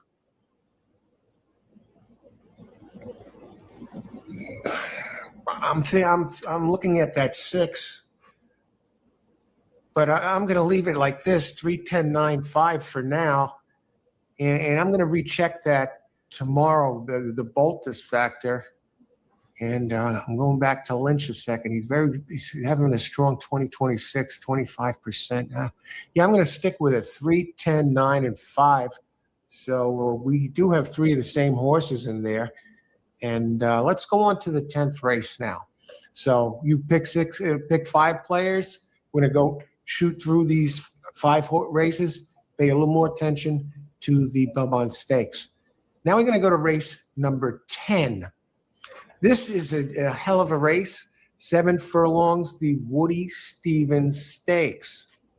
G1, purse 500,000 for 3-year-olds. 7 furlong race. Who do you like here, Robert? Well, if you're playing a pick 5, you got to look for 1 single. And although I'm a really big fan of Englishman, and he's cutting back to 7, they're cutting back to 7 furlongs. We know that speed's been ruling the day, but Crude Velocity seems to be a kind of horse that he doesn't let horses get too far behind him. And I'm looking to single the 6, Crude Velocity here. I got to swing for the fences. I am going against my Sherry Duvall, who I love. And I just think that this horse seems to have the capability of just being able to rate and pounce. And his Bayer speed figure is really tremendous, 100 Bayer speed figure. It's the best in this field, that's for sure. I'm hoping that he can repeat his last performance. And judging by the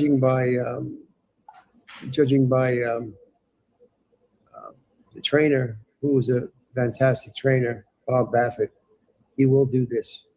So I am going to be singling Crude Velocity, 6 horse. Your call. Okay, so you're going to single. You're not going any deeper there. Nope. And if you're going to single 1, that's really the most likely choice.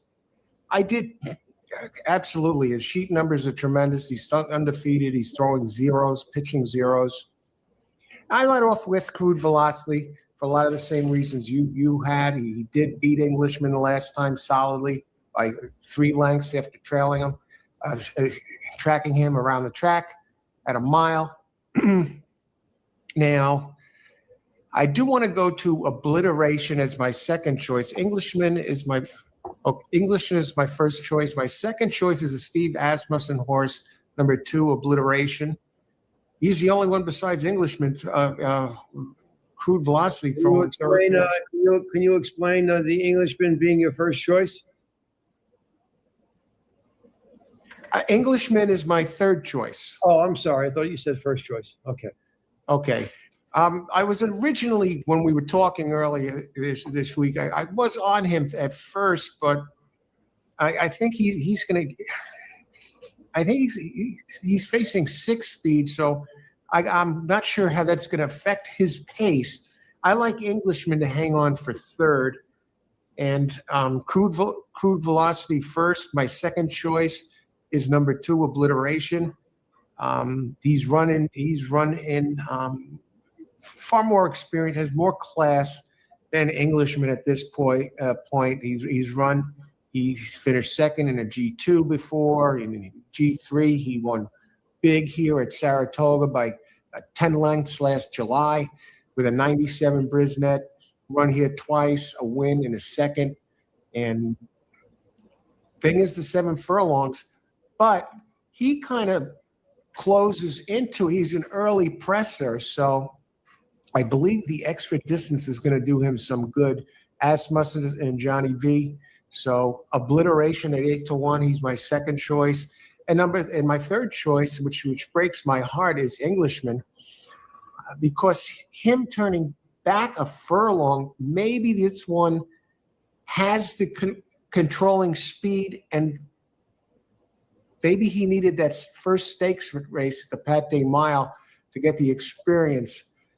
Now that he has it, and he was leading most of the way at a mile, entered the stretch up a half a length, got in a bit of a duel back and forth with Crude Velocity.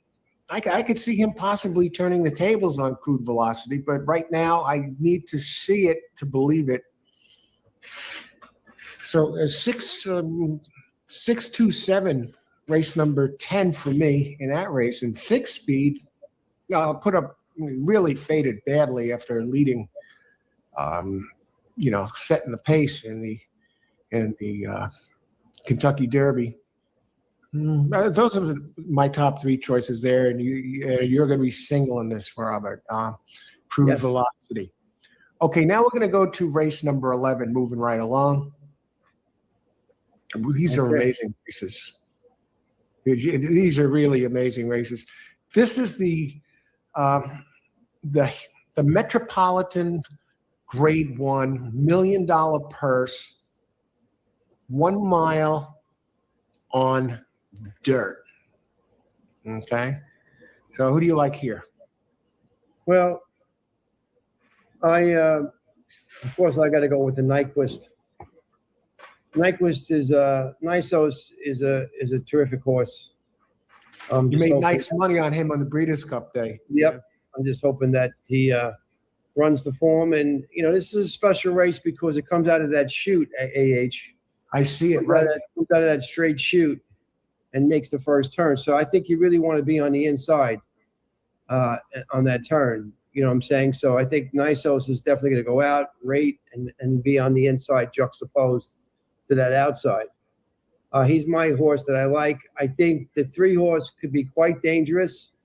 So I am going to put Todd Pletcher's Antiquarian in this race. He's running a 1-turn mile. A 2-turn mile, but I like this horse. I think he's a sneaky good horse. He's at 6-1. I am going to throw the 4 horse, the Brad Cox horse, Swordy Crown, just because I-Rod's running him. He had a good day today on his horses, and he's a dangerous jockey. And I think this is a damn good horse. He won his last 2. He won the Commonwealth Grade 3, setting him up for this race in April. And Cox is going to have him ready for sure. Yeah, and he's going to save, and he's definitely going to save ground out of that chute into that turn with his speed. Yes, he might cut over to the rail. He's got that speed. Yep, he's got that speed. So, and then $3.6 million earner. And then lastly, you're going to think I'm crazy. I am going to throw out Knightsbridge. I think he's vulnerable here, and I'm going to put in your horse, Journalism, the 7. I think he's a dangerous horse, and I don't think he'll get left out. So I got Journalism, and I have I have in this race the 1, 3, 4, 7. 1, 3, 4. I throw out Knightsbridge. I really don't want to do that, but it's going to cost me more money. You got to make a choice, and that's what I'm going to do. I'm going to just do it. I just think this is different company than what Knightsbridge has been running. He's running in different company now, and I think this company is a very good company. Oh, absolutely. You got G1 horses in this race, and he's been running well. He finally did run a G1 last time, and he laid an egg, which was a bit of a problem. Yeah. But that was at 7 furlongs. Yes, true. So I don't know. And he didn't run quite as fast early as he did the last time. I don't know if he didn't like Churchill Downs. No, he won it there before by 10 lengths. Okay, 1, 3, 4, 7 for you. Now in the Metropolitan, my top choice is number 6, Knightsbridge. I can't overlook I'm going to forgive him for the last for the last race. I think he's getting back in his wheelhouse now at a mile. At a mile, he's 3 for 4 with a second place finish. He never ran on this track, but -3 Thurgraph, number 2 back. I can't overlook that. And I see him as the speed in this race. And I think Godolphin, usually you have Belmont and you have with his main man, Junior Alvarado. And this one owned and bred by Godolphin. So, if anyone could rebound from a bad race, I think it's Belmont can get him there and backed by the Godolphin team. So I'm putting him on top. And my second choice is number 7. This might be a little questionable. I just think there's a lot of class here in this horse. Over $4.4 million earned journalism. He's 1 for 1 at the distance at this mile. And he's really just forward. All his Thurgraph numbers are zeros and -1. And now he's suddenly popped up with a -2 last race. And he did want to run a 108 Brisnet last year at Saratoga, where he finished second to Sovereignty in the Belmont Stakes. So here he's back again on Belmont Stakes Day. I see he seems like the class of the race for me. Look at all his races, G2, G1. Now, this video here that's playing right now, we recorded this last night. We released it. This includes all the G1, 5 G1 races in the Pick 5, races 9 to 13. You can see it at the link. It's right here in the comments. And it's only 52 minutes long. And we cover races 9 through races 13 in order, which is race 13, the Belmont Stakes. And it's not, if you don't just have to be a pick 5 player, you can be a player that's playing rolling doubles or pick 3s or maybe the late pick 4, or maybe you want to box some of these horses. We cover them here. Okay. Let me just look at how many minutes till the next race. Next race. I got a phone call coming in. I'm going to have to call back.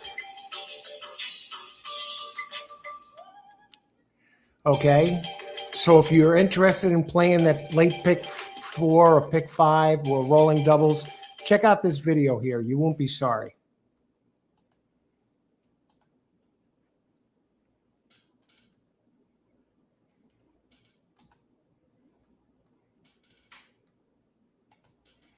Okay, now let's get to the business at hand.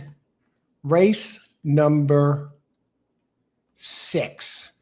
Now, after this, the big races start. This is a little bit tricky. I don't know if I want to jump into this. I am undecided. I prefer the main races I'm going to be playing are races 9 through 13, maybe 7 and 8 as well. They're both stakes races as well. That's when the heavy lifting begins. And on this difficult card,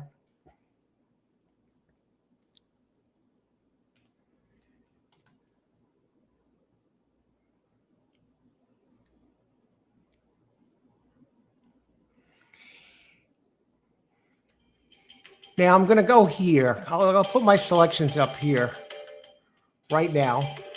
And I want to say, hey, how's it going, Sid Zen?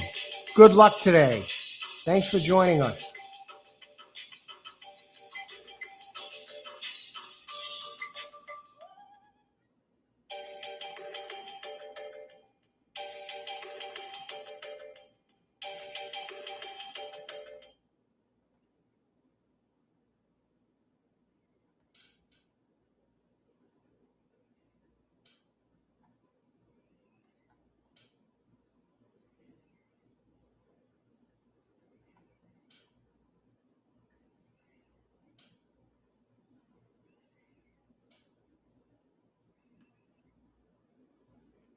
What we're going to do is this.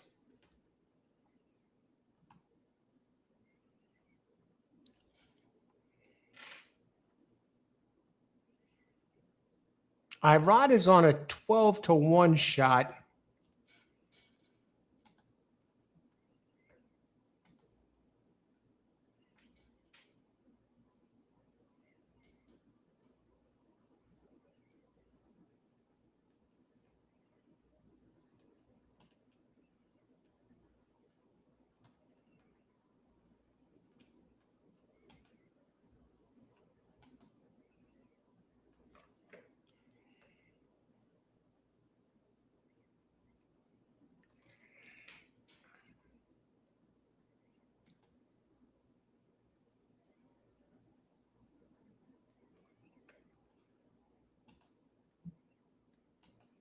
Okay, bear with me.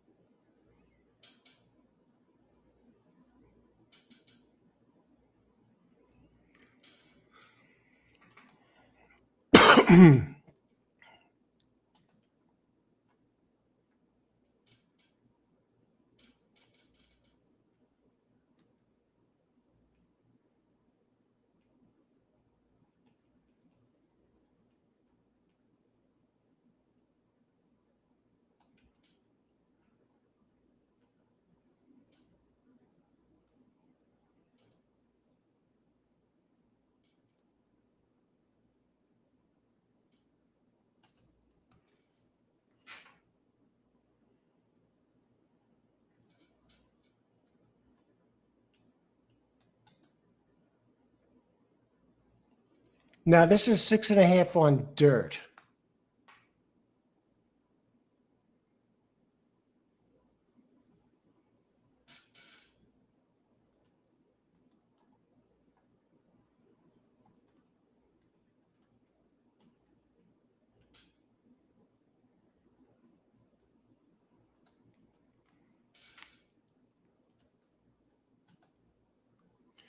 What we're going to do with this race, I'm not going to go race 6. We're going to hit number 6 to show.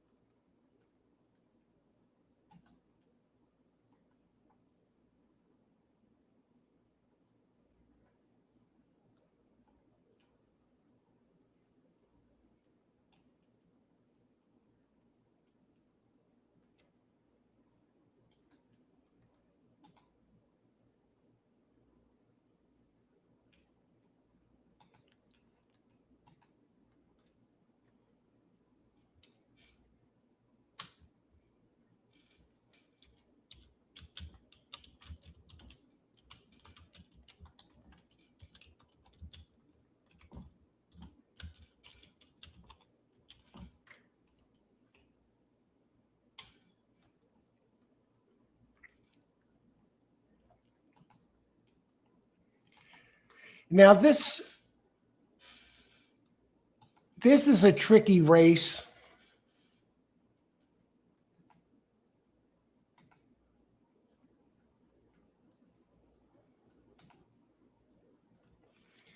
I'm just going to play the 6 to show here. I think we're getting a good price on this one. Caldo Candy, currently on the board at 14 to 1. I rod on a 14 to 1 shot. Mary's Land.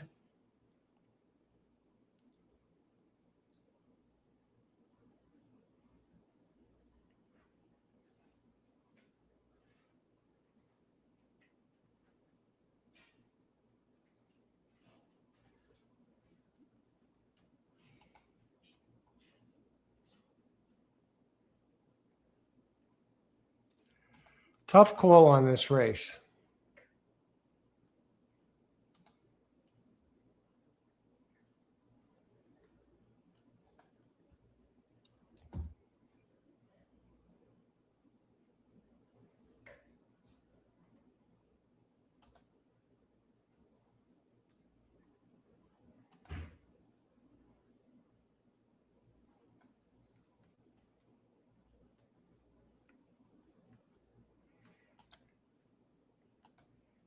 $14 races on the card. This is race number 6.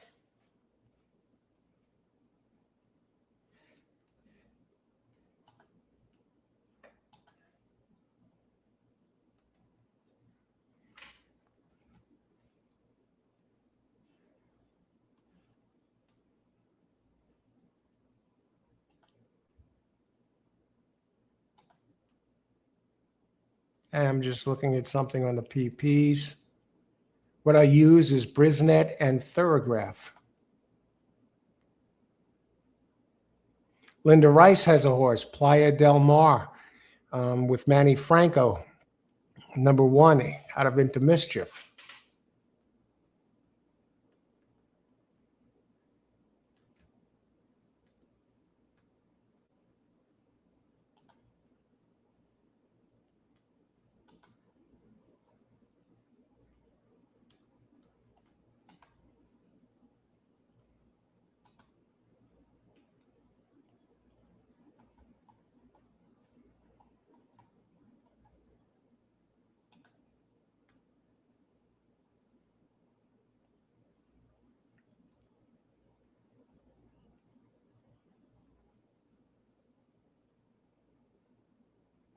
Now, this is a 6.5 furlong race. What I'm going to do here is this.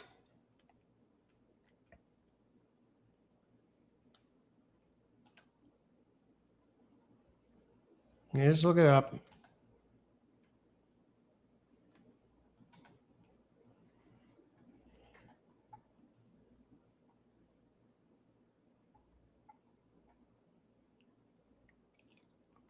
Now, 6 is coming from overseas.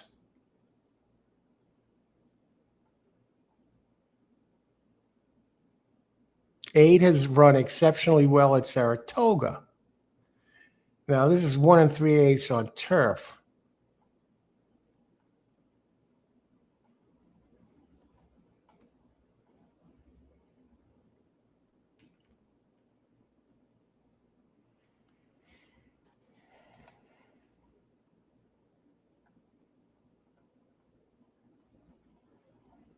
Well, 6 has some good races here. Yeah, we're going to sit tight with this.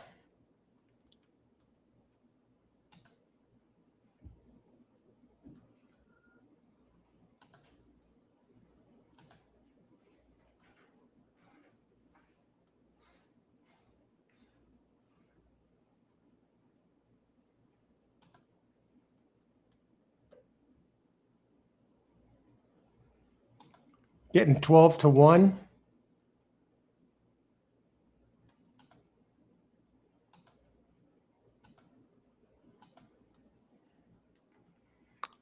Caldo Candy. I gotta think A-Rod is up for I-Rod is up for this. 14 Dangerous.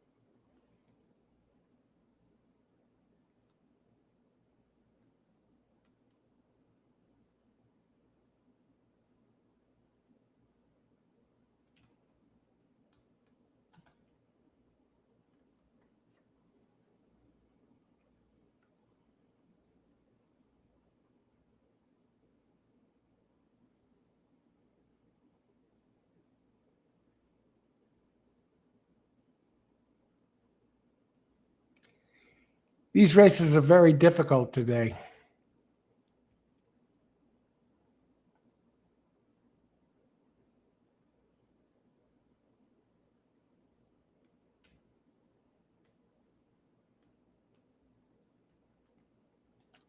I'll take a shot with the 6. We'll lay it in there. Take the 12-1 and hope for some of the others to sneak in there. 14 posted way outside. 5 extremely dangerous. So is 8. 6 gets I ride. We're looking for value. Good luck, Marco. Thanks, Marco. Yes, the 1 is scratched. Good luck today, Marco. Okay, they're in the gate. Good luck, everybody. Enjoy the race. This is going to be a very interesting race because even the horses I don't have listed, we have some in there, young. They can turn it around and put up a nice number quick. And 14 has to go from the outside. I'm looking for Irod to get involved. 5 now, the current favorite, Local Knowledge. So we got 3 of them that are pretty chalky, and we have a rabbit leading the way. My 6 is a gray horse. Ice water in the veins. You don't want to get too high after a win, too low after a loss. Ice water in the veins. You don't want to be an emotional basket case when playing the races. Trust me on this. You won't be sorry. Okay, and 2, Village Person still leading the way at 35-1. And we got some other long ones messing around. Number 10, Image John, 29-1, 49-1. Where is Irod on his 6? I played him to show. He's making a move, but it's going to be too late for him. He's trying to weave his way through, and he's stuck, and we're going to have balloons. 3-5. We have a 29-1, a 35-1, and the 5 2-1. Holy crap.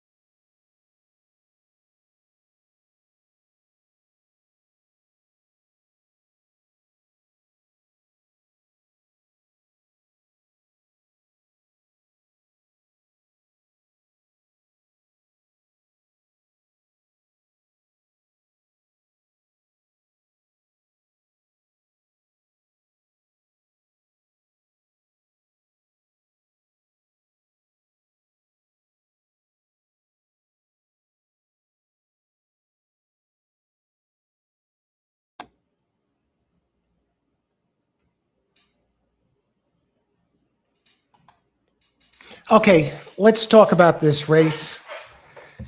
The stakes races are beginning. Race 7, welcome aboard, everybody, on this Belmont Stakes Day. And right now, we do have 5 minutes to post. Let me talk a little bit about this race. Race 7, 1 mile on turf. Now we're talking 500K race, four-year-old and up, fillies and mares. Who are the ones to beat here? Now I'm using the Thoroughgraph. And let me just bring that up, give you a screenshot.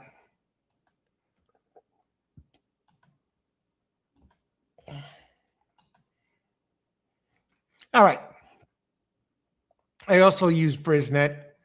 Now I'm going down the line. If you look at the Thoroughgraph numbers, you know, the lower the number, the faster the race. You see Classic Q sitting there with a 5. This one has a forward moving pattern, has run at Saratoga twice last year, came in first and lost by a neck on July 26th in a G3. So moving up, all right. 2, Sand Trap. Okay, 6, nice effort. Moving up in class, Chad Brown, Manny Franco. Number 3, a bunch of 4s. This one is, and when he loses close. He's won 2. She's won 2 G1s in a row at Keeneland and Del Mar. This is Chad Brown, Flavian Pratt. This one's going to be tough to beat. The 4, very, very interesting. You have a dangerous trainer here. Doesn't do much. Now, this one has never run in the United States, so you have to wonder. Number 5, well, not for me. Number 6, not for me. Number 7, not for me. Number 8, if you go back a few races to Keeneland on October 4th of last year, threw up a 2, which is the lowest number of all, and that team, Cherie DeVoe with Jose Ortiz, the combo that run together on Golden Tempo. So what am I going to do with these guys? How am I going to use them? I'm thinking an exacta is the way to go.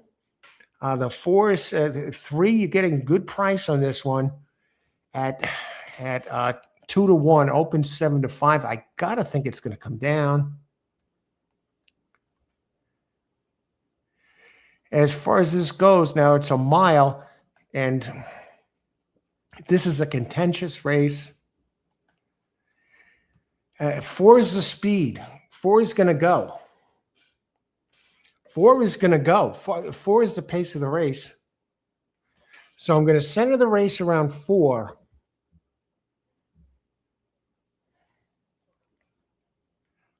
I'm not in love with the 2 at all.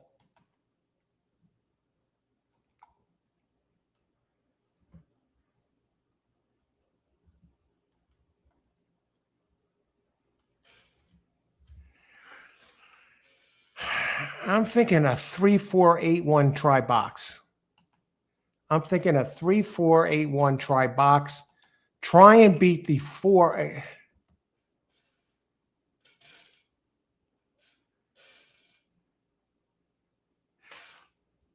Okay, let's let it rip. Let's do it. 1, 3, 4, 8 try box.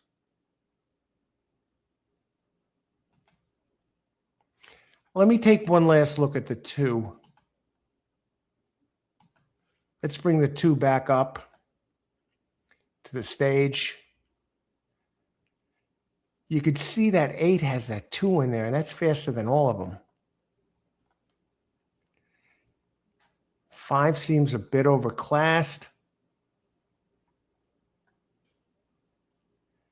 2, very interesting. Now, this one is off a 49-day layoff, and before that had been laid off 544 days running out of the country. So, and it's never finished worse than second.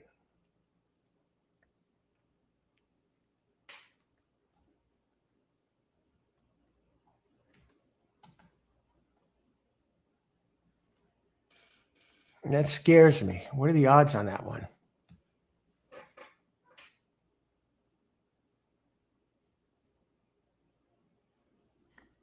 All right. 0 minutes to post. Let's put it in.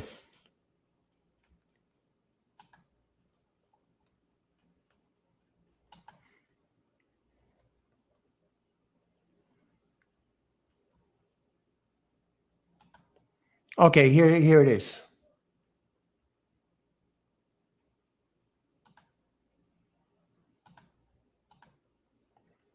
Race 7. We're going to go with the strongest.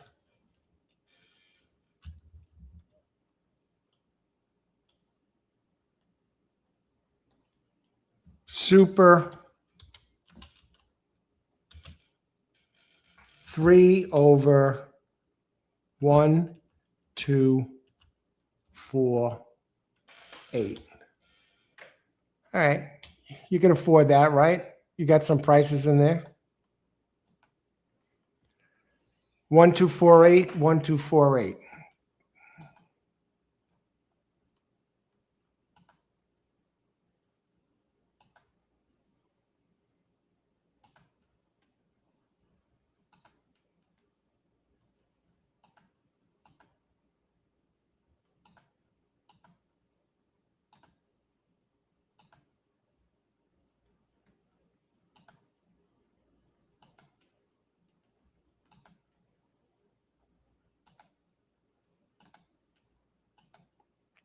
And let's flip it.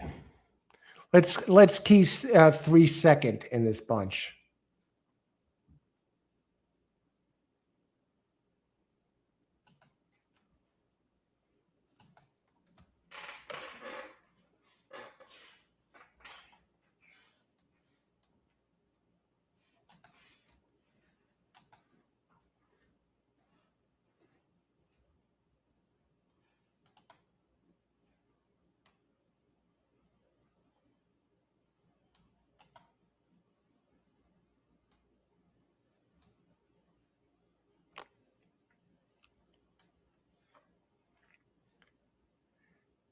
Let's just put 4 over them. 4 over 1, 2, 3, 8. 1, 2, 3, 8.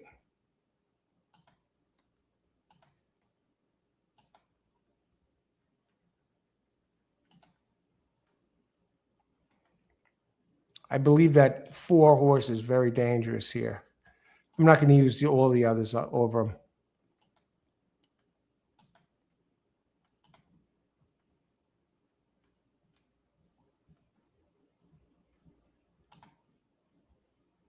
All right, they're getting in.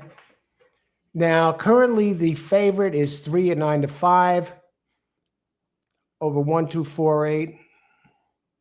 And then I have 4 over 1, 2, 4, 8. 1, 3, 4 over 3 over 1, 2, 4, 8, and 4 over 1, 2, 3, 8. I expect the 4 to be running early. I want to wish everyone good luck. I think we're in good shape here. They're getting in the gate.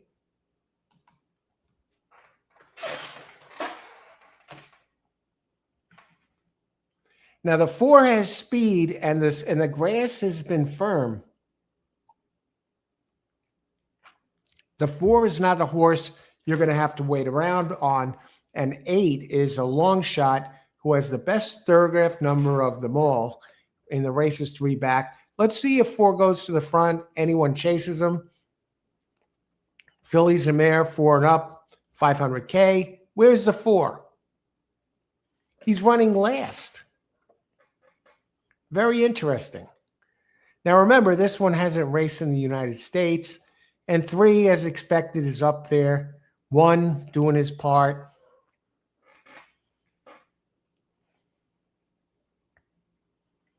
Four is hustled into the picture. 2, the other Chad Brown.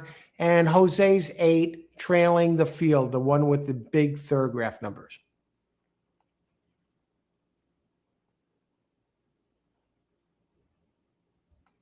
Now, this race really bodes well for the 3. In the catbird seat right now, Sugesta, the most consistently fast horse in Classic Q, always dangerous, has a beautiful running pattern, keeps getting faster and faster. Now, 4 trying to find a seam on the inside. The 5 getting involved and one more time. And now it's going to come down to the 3 and the 4, I believe. It's going to come down to positioning. Classic Q holding on. He has it. He has it. Classic Q at 6-1.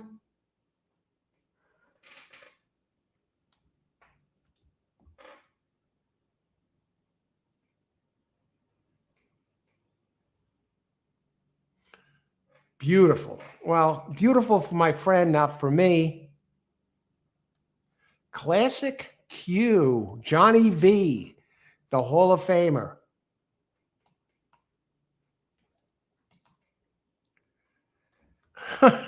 You box my 5 horses here, or you put it the other way around, you get this thing.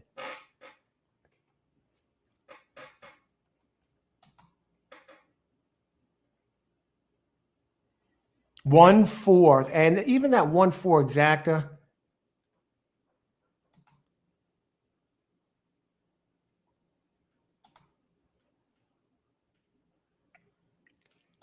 This is a challenging card. Okay, let me just see.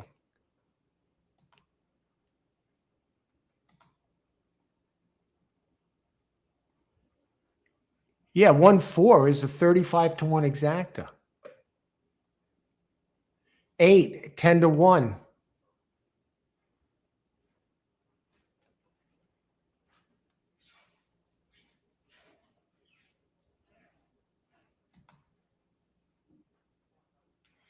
Wow, that was a gift.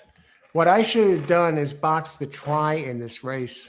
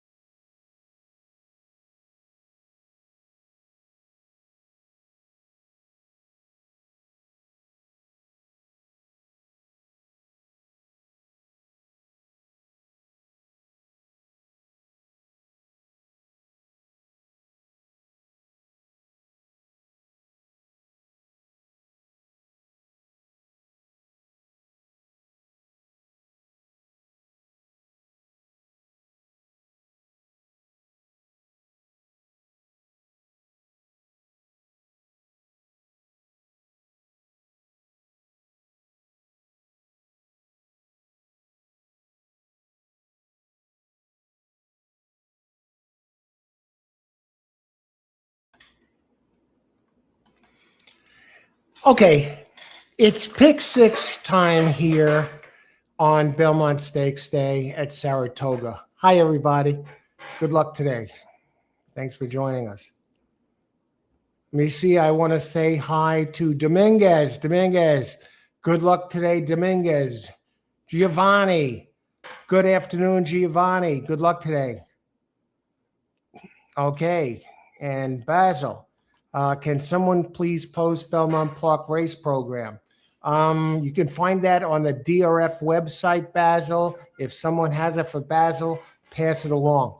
Now, here's the thing. Let me get this down because right now it's race 7, and we currently have 7 minutes to post for the 8th race. Bookham Dano at 3-2. Let's talk about it. We're using the Thorograph, okay? Race 8, Bookham Dano. Okay, let's talk about it. And that's my top choice in this race. And now this is a 6.5 furlong dirt race, 400K, and the pick 5 begins next race. If you want to start with a pick 6, is $1 minimum. There's one good horse, a very solid horse, who can definitely win this race, is Bob Bafford's Imagination. That's number 2. He is throwing up big Thorograph numbers. And you can see here, let me move. He is throwing up, let me get this off.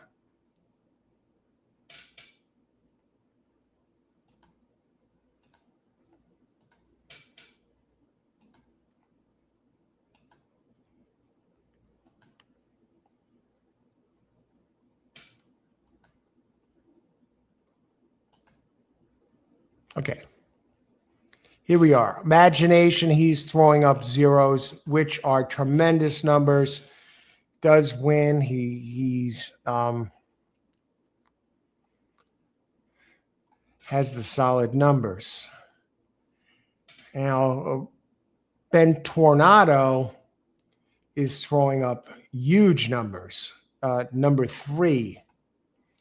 That one is on the board at 3-2.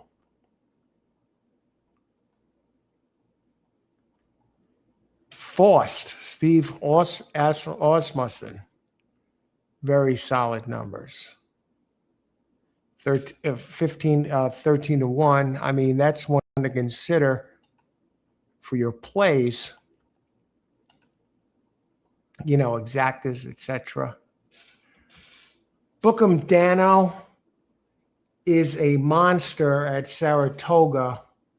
Derek Ryan with Paco Lopez up.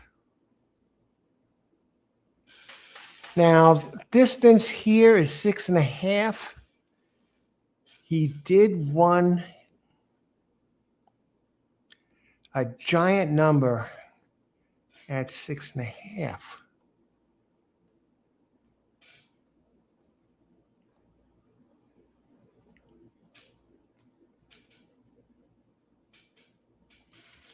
You know, what it boils down to here is this. You're between number 3, Ben Tornado with Irad Ortiz, or Bookham Dano, who is sitting at 8-5 with Paco Lopez. You know, what do you do with this? 3 minutes to post. Now, you look at the tote board, see what are the doubles paying.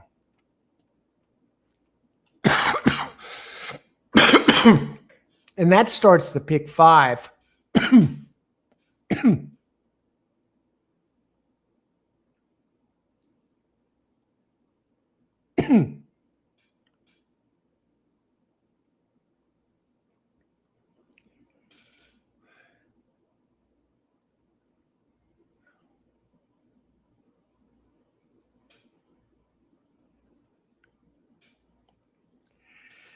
This is as tight as they come.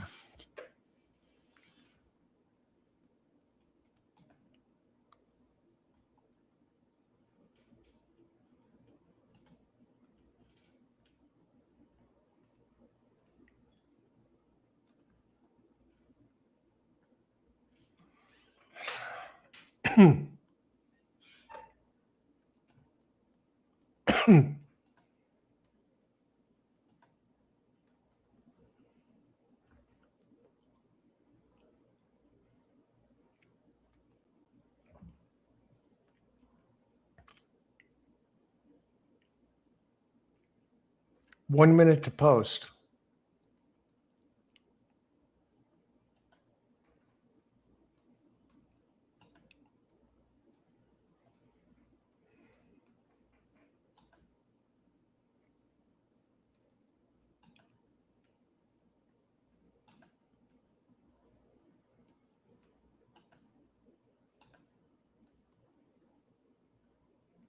What I'll do is this.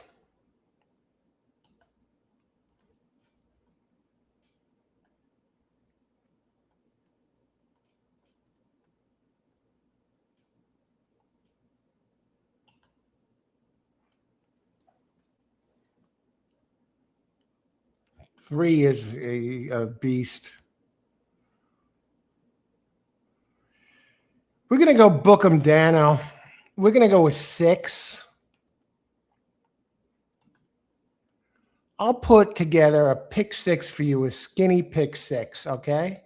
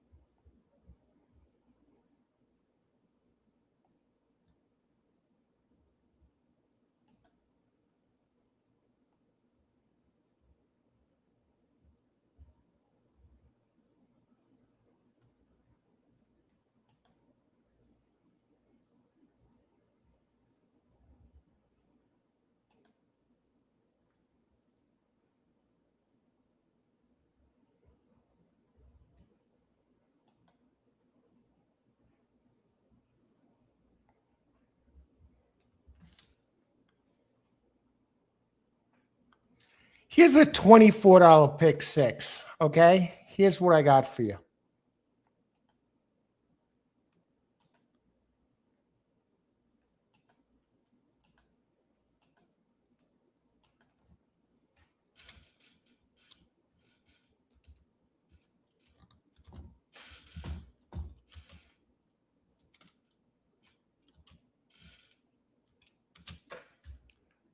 Six with 5, 6, 10 with 6, 7 with 6 with 5, 8 with 4. Let's go 4, 6, 8.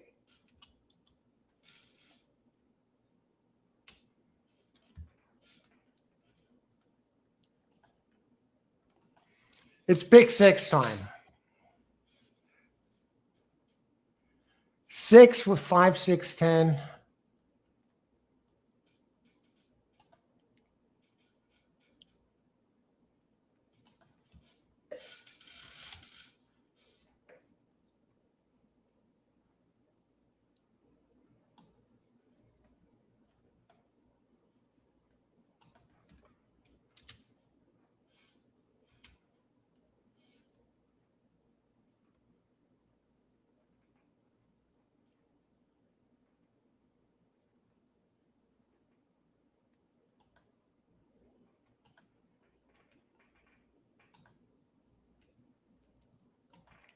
Okay, so now you see my pick 6 selection here. I'm going to lead with Bookham Dano in this race.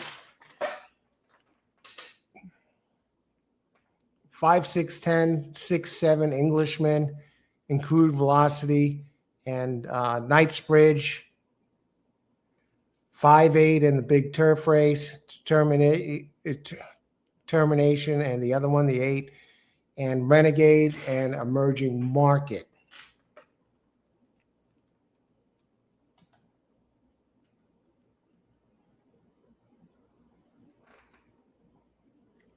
You know, 3 taking the money right now.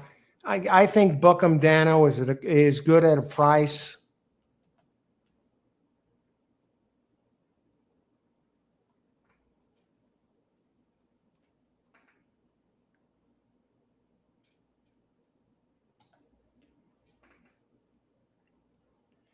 You know, it's going to be a tight race. 3 will be tough to beat with Irod. Paco already has swung a big upset today. Good luck, everybody. Enjoy the race. Big battle is between 3 and 6.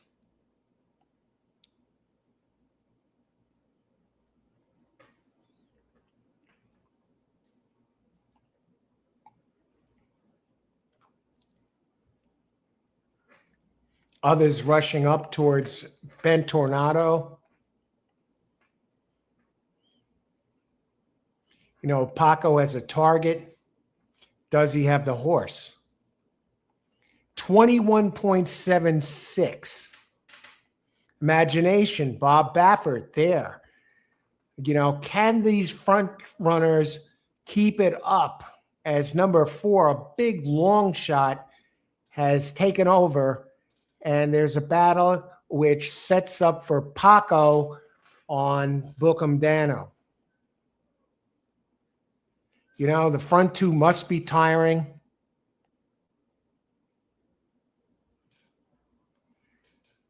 Paco puts his nose down to the drive, gaining on the leaders. And Bookham Dano gets it done at a price. Bookham Dano gets it done at a price at 9-5. All right. First leg of the pick 6 completed. Now, I only have one single in here, and that's Knightsbridge going forward. And this is a pick 6 for $1.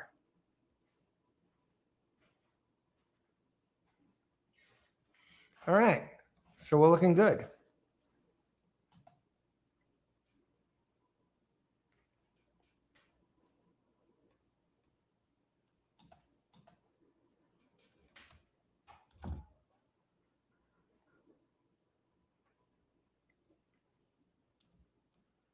All right.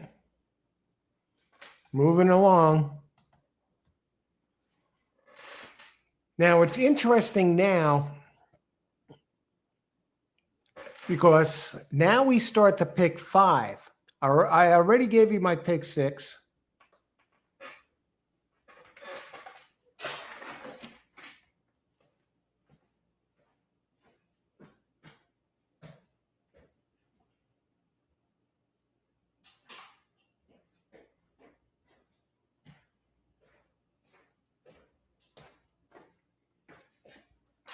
I got to grab a picture of this.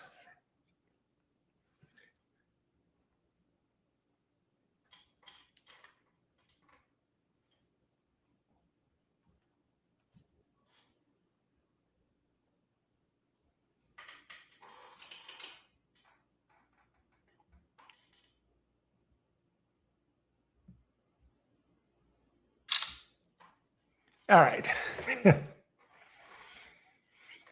Now we're going to start to tackle the pick 5. That's where it gets interesting. Now, I said to use 5, 6, and 10.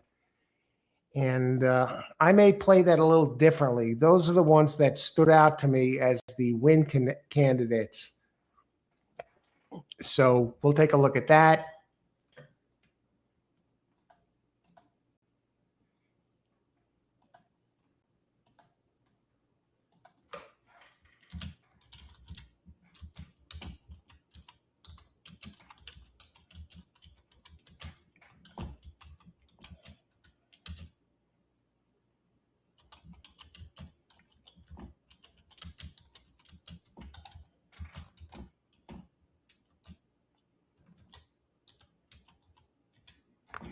This is, now it gets interesting. because okay, those were my picks there. So you kind of see who I like going forward with my pick six play, who I like best to win the races in the 9th, 10th, 11th, 12th, and 13, and how I'm going to work off them. Might be a different story. Will I go to the pick four or the, rolling doubles or exactas or trifectas? We'll see. But anyway, my race eight, for the $1 pick six, my single, Bookham Dano, got it done. And I'd need 5, 6, or 10 to get it done here. So let's keep it going. Back in a bit.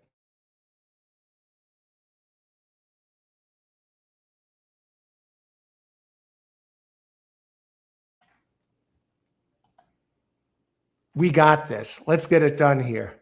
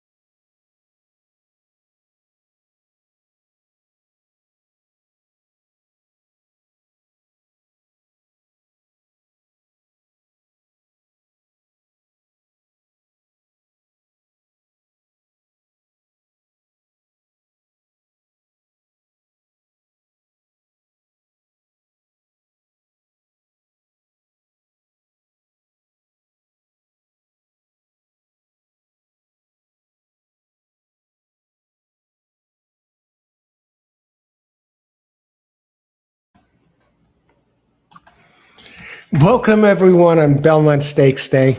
Now it's started the late pick 5. Now I'm going to leave this up here right now because this was my pick 6 suggested play, and I got Bookham down at home at 6-1.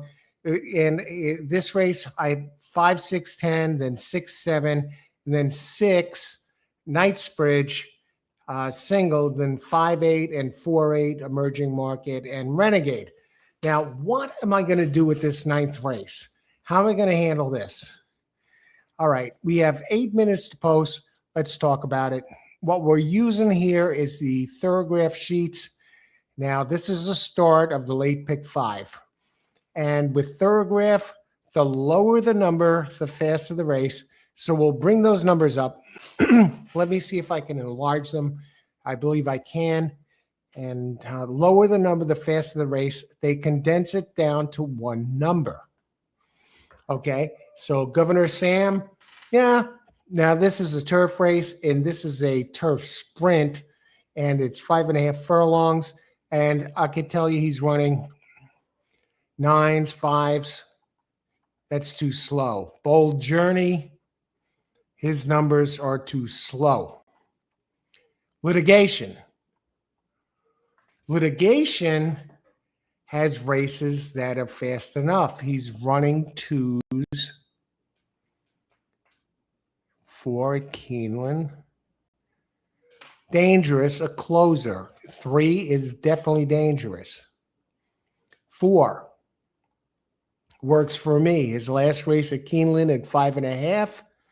Allowance race. I don't like the class. We'll throw him out. Reef Runner. Reef Runner is running a bunch of 3s lately in Dubai, at Gulfstream, has been winning races. He's working out like a fiend, very dangerous, number 5. Number 6, AG Bullet comes in as the defending champ of this race. And I have to think this one is really the main one to beat, other than the 5, because he's running 2, including at Saratoga, defending champ.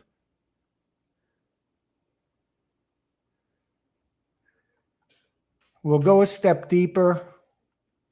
Clock Tower, too slow. John the Beer Man has won 3 straight races with some very big numbers.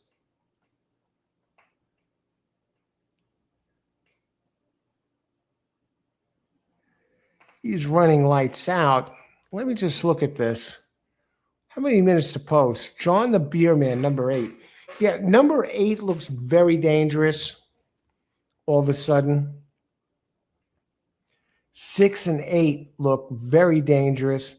John the Beer Man opens 10-1 for Out of More Than Ready, Rob Atras, and Kendrick Carmouche.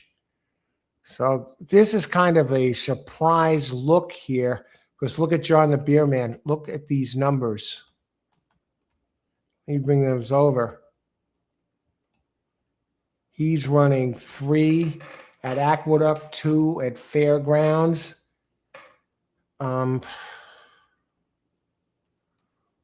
Very dangerous. Dangerous. He's dangerous. You know, what's that from? Top Gun and Val Kilmer. He's dangerous. And John the Beer Man at 6-1. And now let me bring you down to another one that's very interesting. Let me bring up his Brisnet numbers. Well, let's go to the Thoroughgraph first.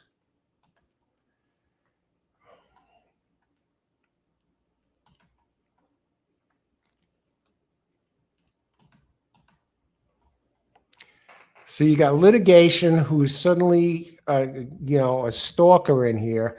What are the odds on Litigation? 6-1. Great odds. Great odds. And let's look at 926 Black.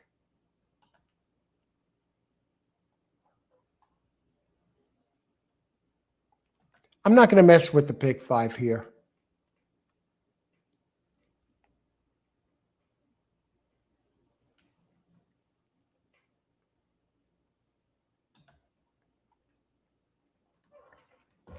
Now he's run 5, 4, 4.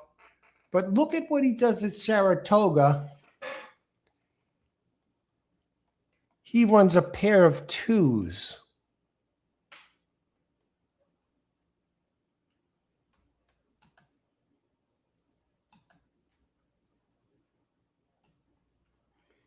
What is with 26 black with these 2s? He loves his track, and he's never missed a board on this track. He's won multiple times.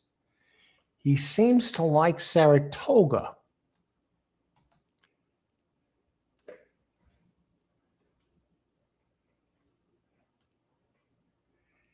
Now let's dip down to number 10. All right. We'll go to My Boy Prince. A pair of 3s at Churchill and Keeneland.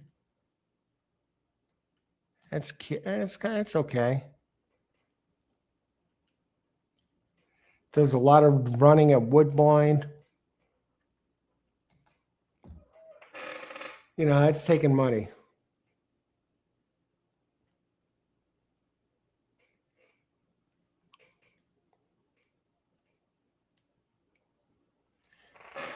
I'm looking for a pricey exacta in this race, including number 8, John the Beer Man at 6-1, number 9, 26 Black at 10-1.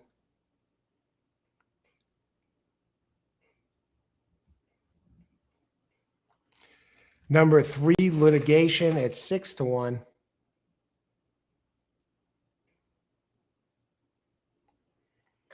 Let's do this. 2 minutes.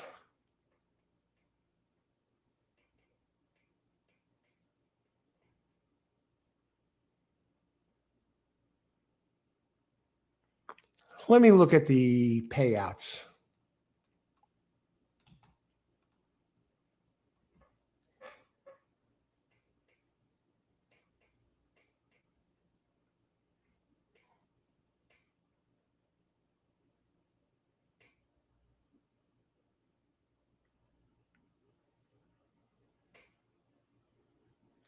You know, 10 is taking all sorts of money.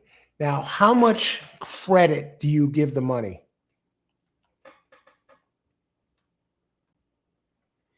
That's what scares me about this race. My Boy Prince.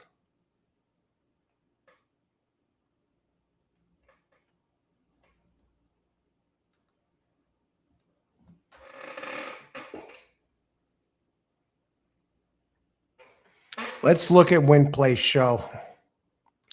It's a tough read. This is maybe the second hardest race to call in the race.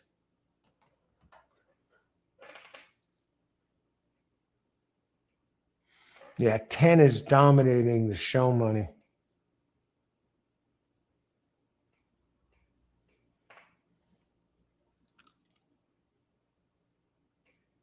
That is totally fucked up.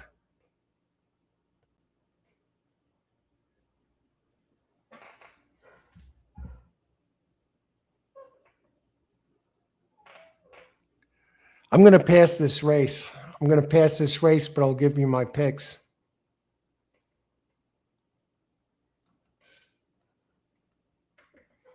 Now, I'm going to play it 3-10-9-5.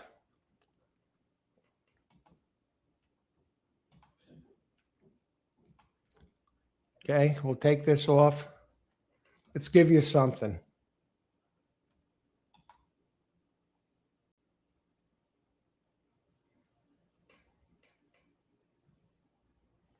Exact. Okay.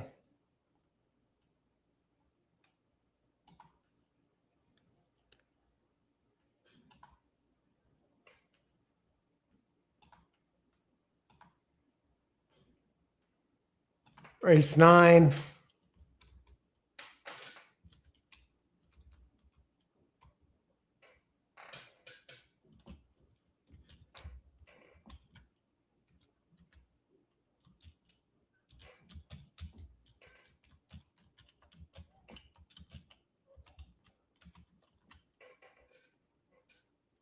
And I'll get this in. Let's do this.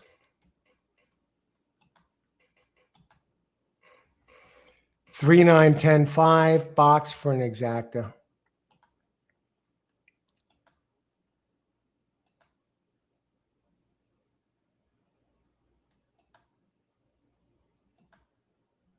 Litigation, I'm getting good odds, 6-1. Reef runner, 5. 9, the expert at Saratoga, 26 black, 11-1. And my boy Prince, 3-1.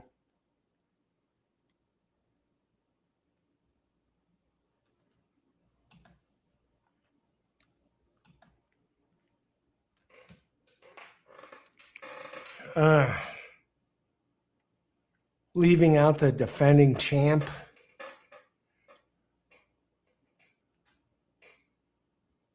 Okay. You got to take a stand sometime.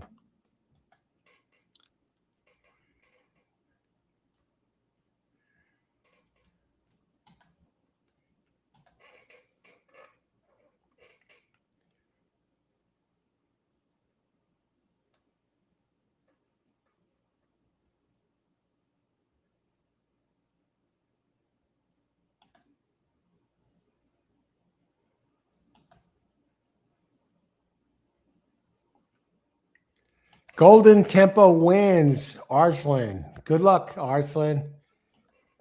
Thanks for joining us. Alex. Hello, Alex. Hey, Felix. Good luck, Felix.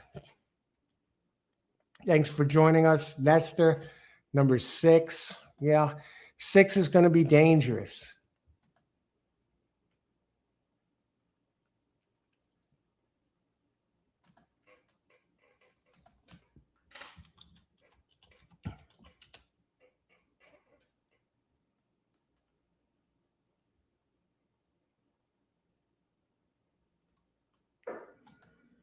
Okay, 9 getting in. I have a box 3, 5, 9, 10. 6 will be tough, but who knows? Can't pick them all. Good luck, everyone. Enjoy the race. Race 9, start of the late pick 5. And from the pick 6 I gave out 5, 6, 10 for this race. So changed up here. I'm just playing the exacta.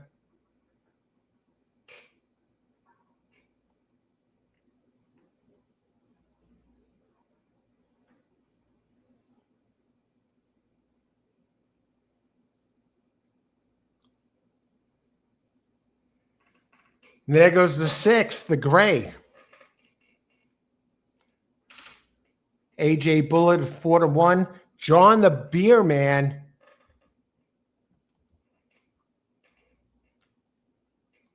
goes running.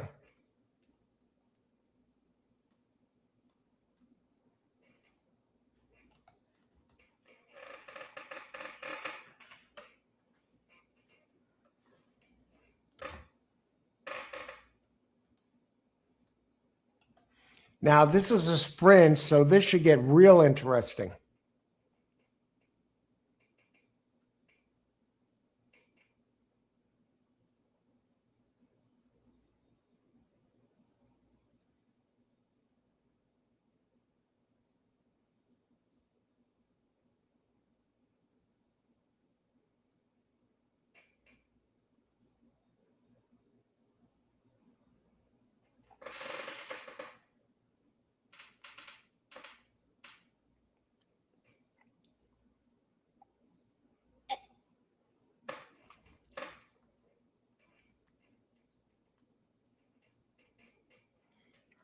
So we get the 5 home in our pick 6.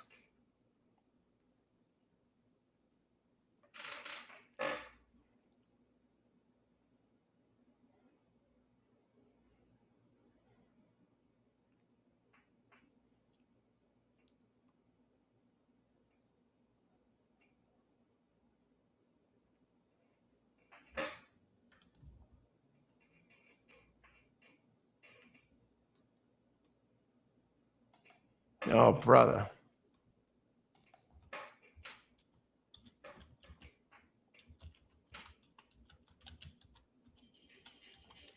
Somehow I put in the wrong bet.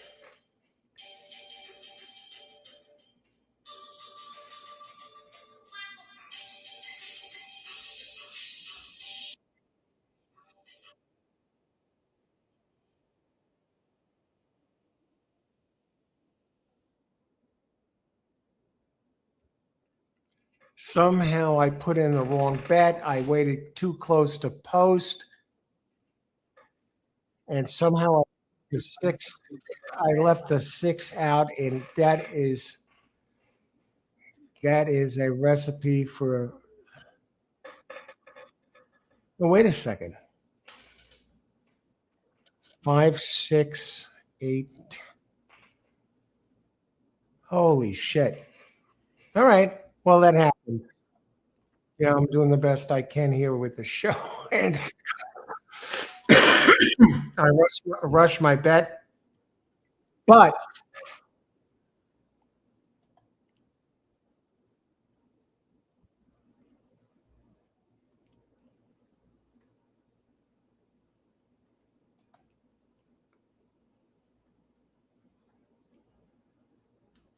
I did connect with the 5 on my second leg of the pick 6. So 2 for 2 there, 6, 7 forward.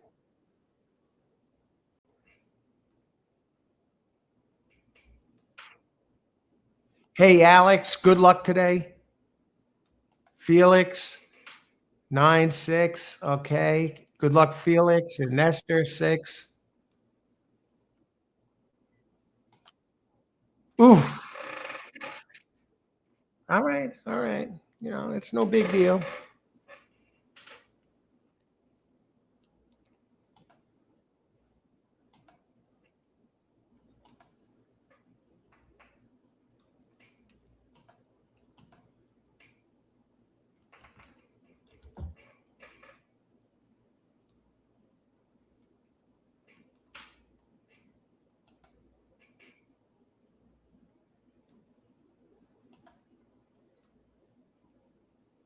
Okay, on to the next race, as they say in horse racing, right?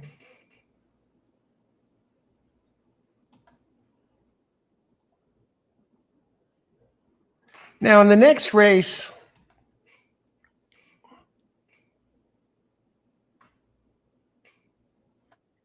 George. Hey, George. Do you think Englishman got a chance in race 10? Yes, I think he might wire the field. There's certainly a chance to win turning back, George, from a mile to 7 furlongs. He's the fastest horse early in the race. He's going to run out of the chute. He'll be ahead of everyone else. I could see that one.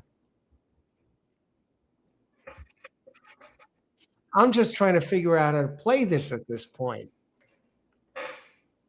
I've been playing light to this point. On the day I'm down, 20 something bucks. I got that pick 6 play that I gave out, and that's still alive. I need to keep the pick 6 alive. I do need Knightsbridge to win the 11th race. This was as tough a race as it gets. 5, 6, and the exacta for this race. And they were the only 2 I really liked. 5, 6. That's a 29-1 exacta. So, and I left the 6 out somehow. Why'd I put the 3 in there instead of the 6? What was I thinking? That is awful. I was talking about the 6 being the defending champion of this race. And I rushed the bet, and I put in the wrong horse. I have it written down right in front of me, and that's the thing. When you're playing the races, don't rush your picks. I think an Englishman has a chance.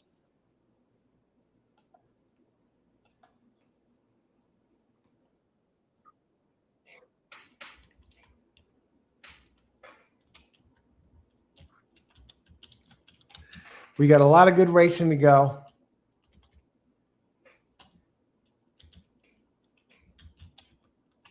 So let's regroup. Let me think about this, what I want to do here. At least I gave out the pick six there, $24 pick six. I'm alive after the two races and four to go. So let's make it happen here.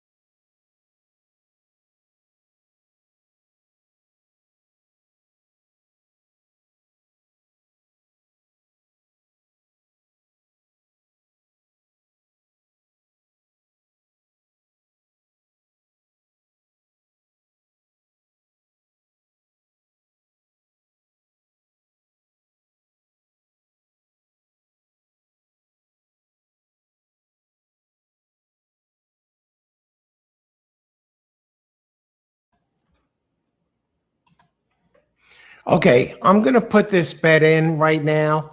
We have 1 minute to post. We have Englishman at 9-2 and crude velocity at 4-5. So what I'm going to do here is this. I'm going to do a pick four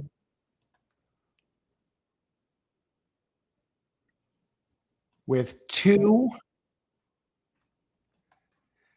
6, 7,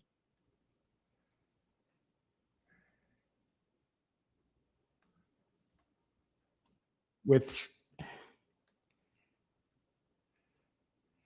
6, 7, 3,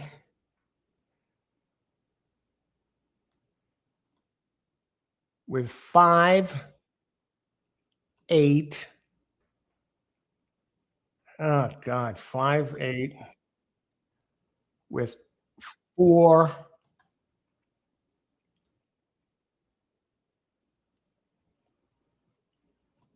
8, 7. 2, 6, 7, with 3, 6, 7, with 5, 8, with 4, 7, 8. And let me add another horse in the third leg.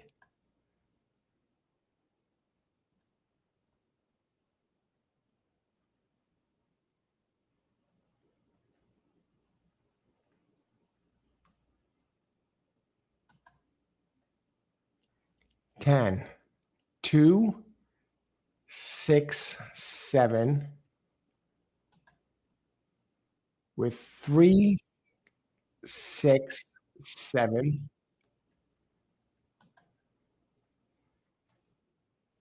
with 5, 8,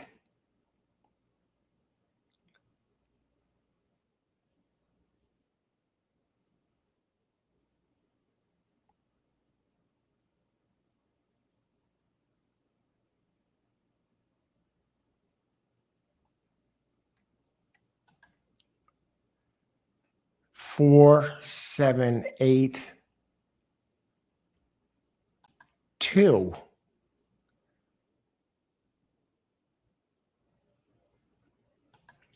$36. All right.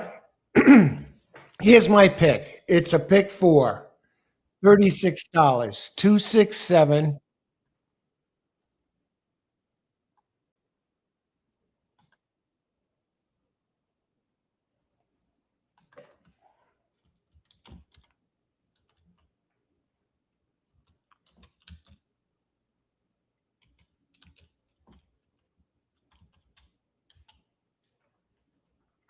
Two, 6, 7, 3, 6, 7,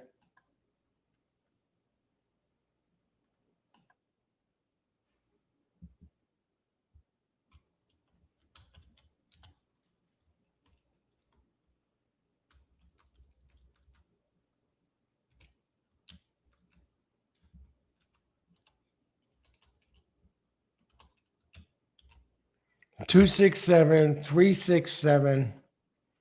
I rushed my bets before. 5, 8 in that ninth race, in that 12th race,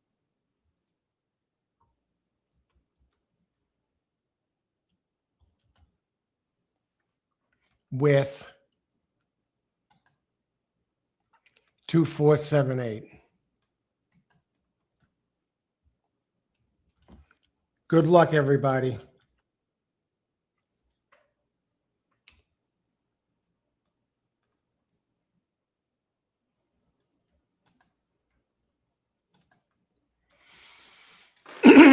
So I basically need 2, 6, 7 to win this race.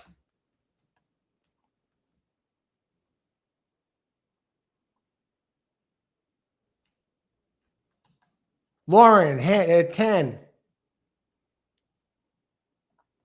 Good luck, Lorena. Thanks for joining us. Hi out. Hey, ALCW. Hey, great to see you, ALCW. The best races are coming up. George, in the UK myself. Hello to the UK. Love the UK. Good luck, George. Juan Carlos. Good luck, Juan Carlos. 11, Saratoga. Good luck. Get it done. Lorena. Number 10, Golden Temple wins. Apocalypsia. Good luck. Well, Triple Crown winner, Derby winner. Definitely dangerous. I don't like them, but good luck. May the best horse win. Sneaky Fox Roman going to win. Dan Valino. Good luck, Dan Valino. They got to be getting in. Now, I need 2, 6, or 7, and this is a fucking crazy race.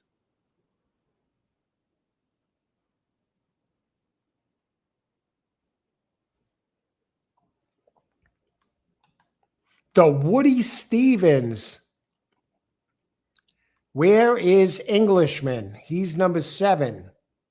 Now I need 267 crude velocity. The Baffert is sitting at 4 to 5. 2 is stalking the paint. Let's see what Englishman does. And he does what he normally does. He goes and tries to overhaul the horse for the lead. Now, can he take that lead? And here comes crude velocity.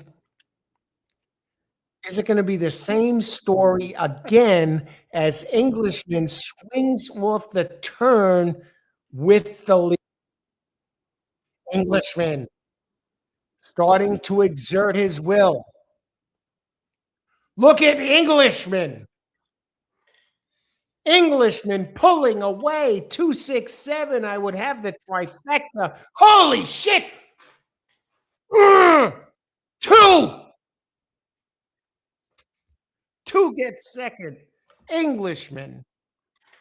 Englishman wins at 4 to 1.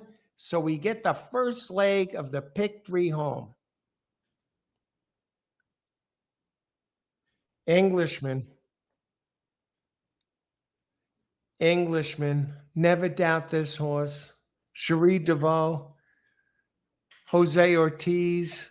What a command performance. He just put away the Baffert horse in this race. What a sight to behold. I'll be back in a bit. Oh my God, this is so good.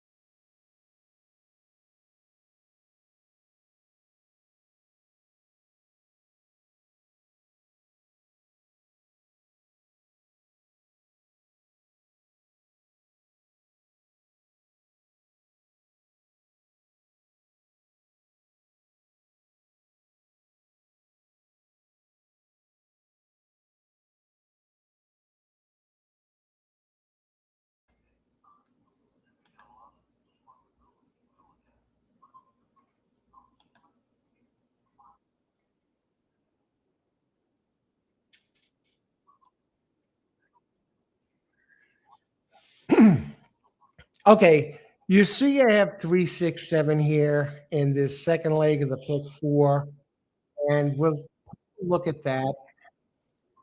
And okay, I just want to get the chat going with 7-1. You know, seven's going to be tough in the mile race. Some horses are cutting back. Journalism is cutting back. Seal. Hey, Seal. Julius Owens. That guy is excellent breeder. He had the Derby winner with the Phipps Farm. The stud of the five is only 2,500.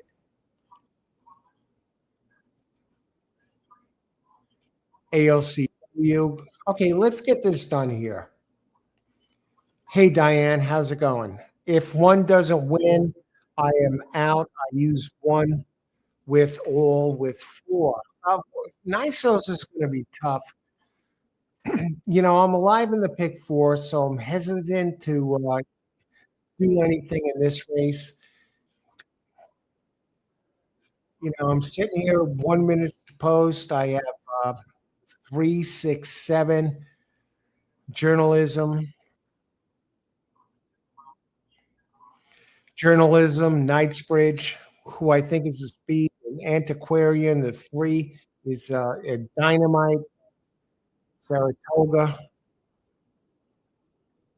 Nisos.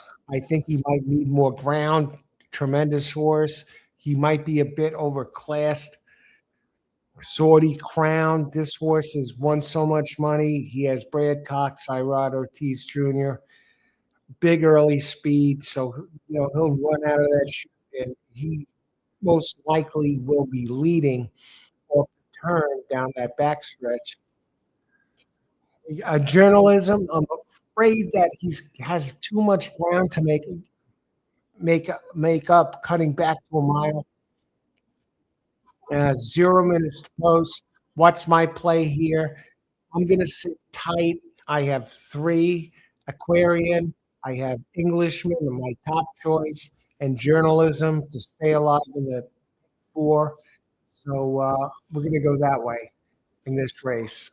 So with that said, you know, in a couple of minutes post, I'll put my selections up here, and you know, race 10, race 11 actually. Yeah, race 11. I'm going to go with my top choices. Knightsbridge, 7, 6, 7, 3. You know, Aquarian is tough. Any one of those 3 come in. You know, it's good enough for me.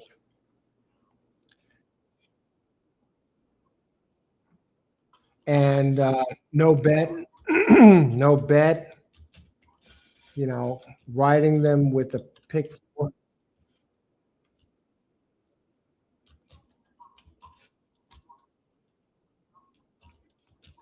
I would say box them. I would box those 3 for the exacta.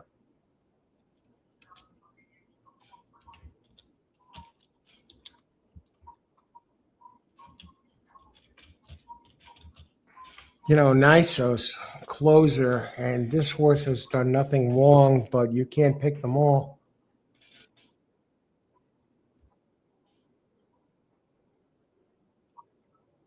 Good luck. And that's it. And let me put that out there, okay? Okay, horse racing, race 11, 6, 7, 3, no bet, riding them with the pick 4. I would box those 3 for the exacta. Good luck.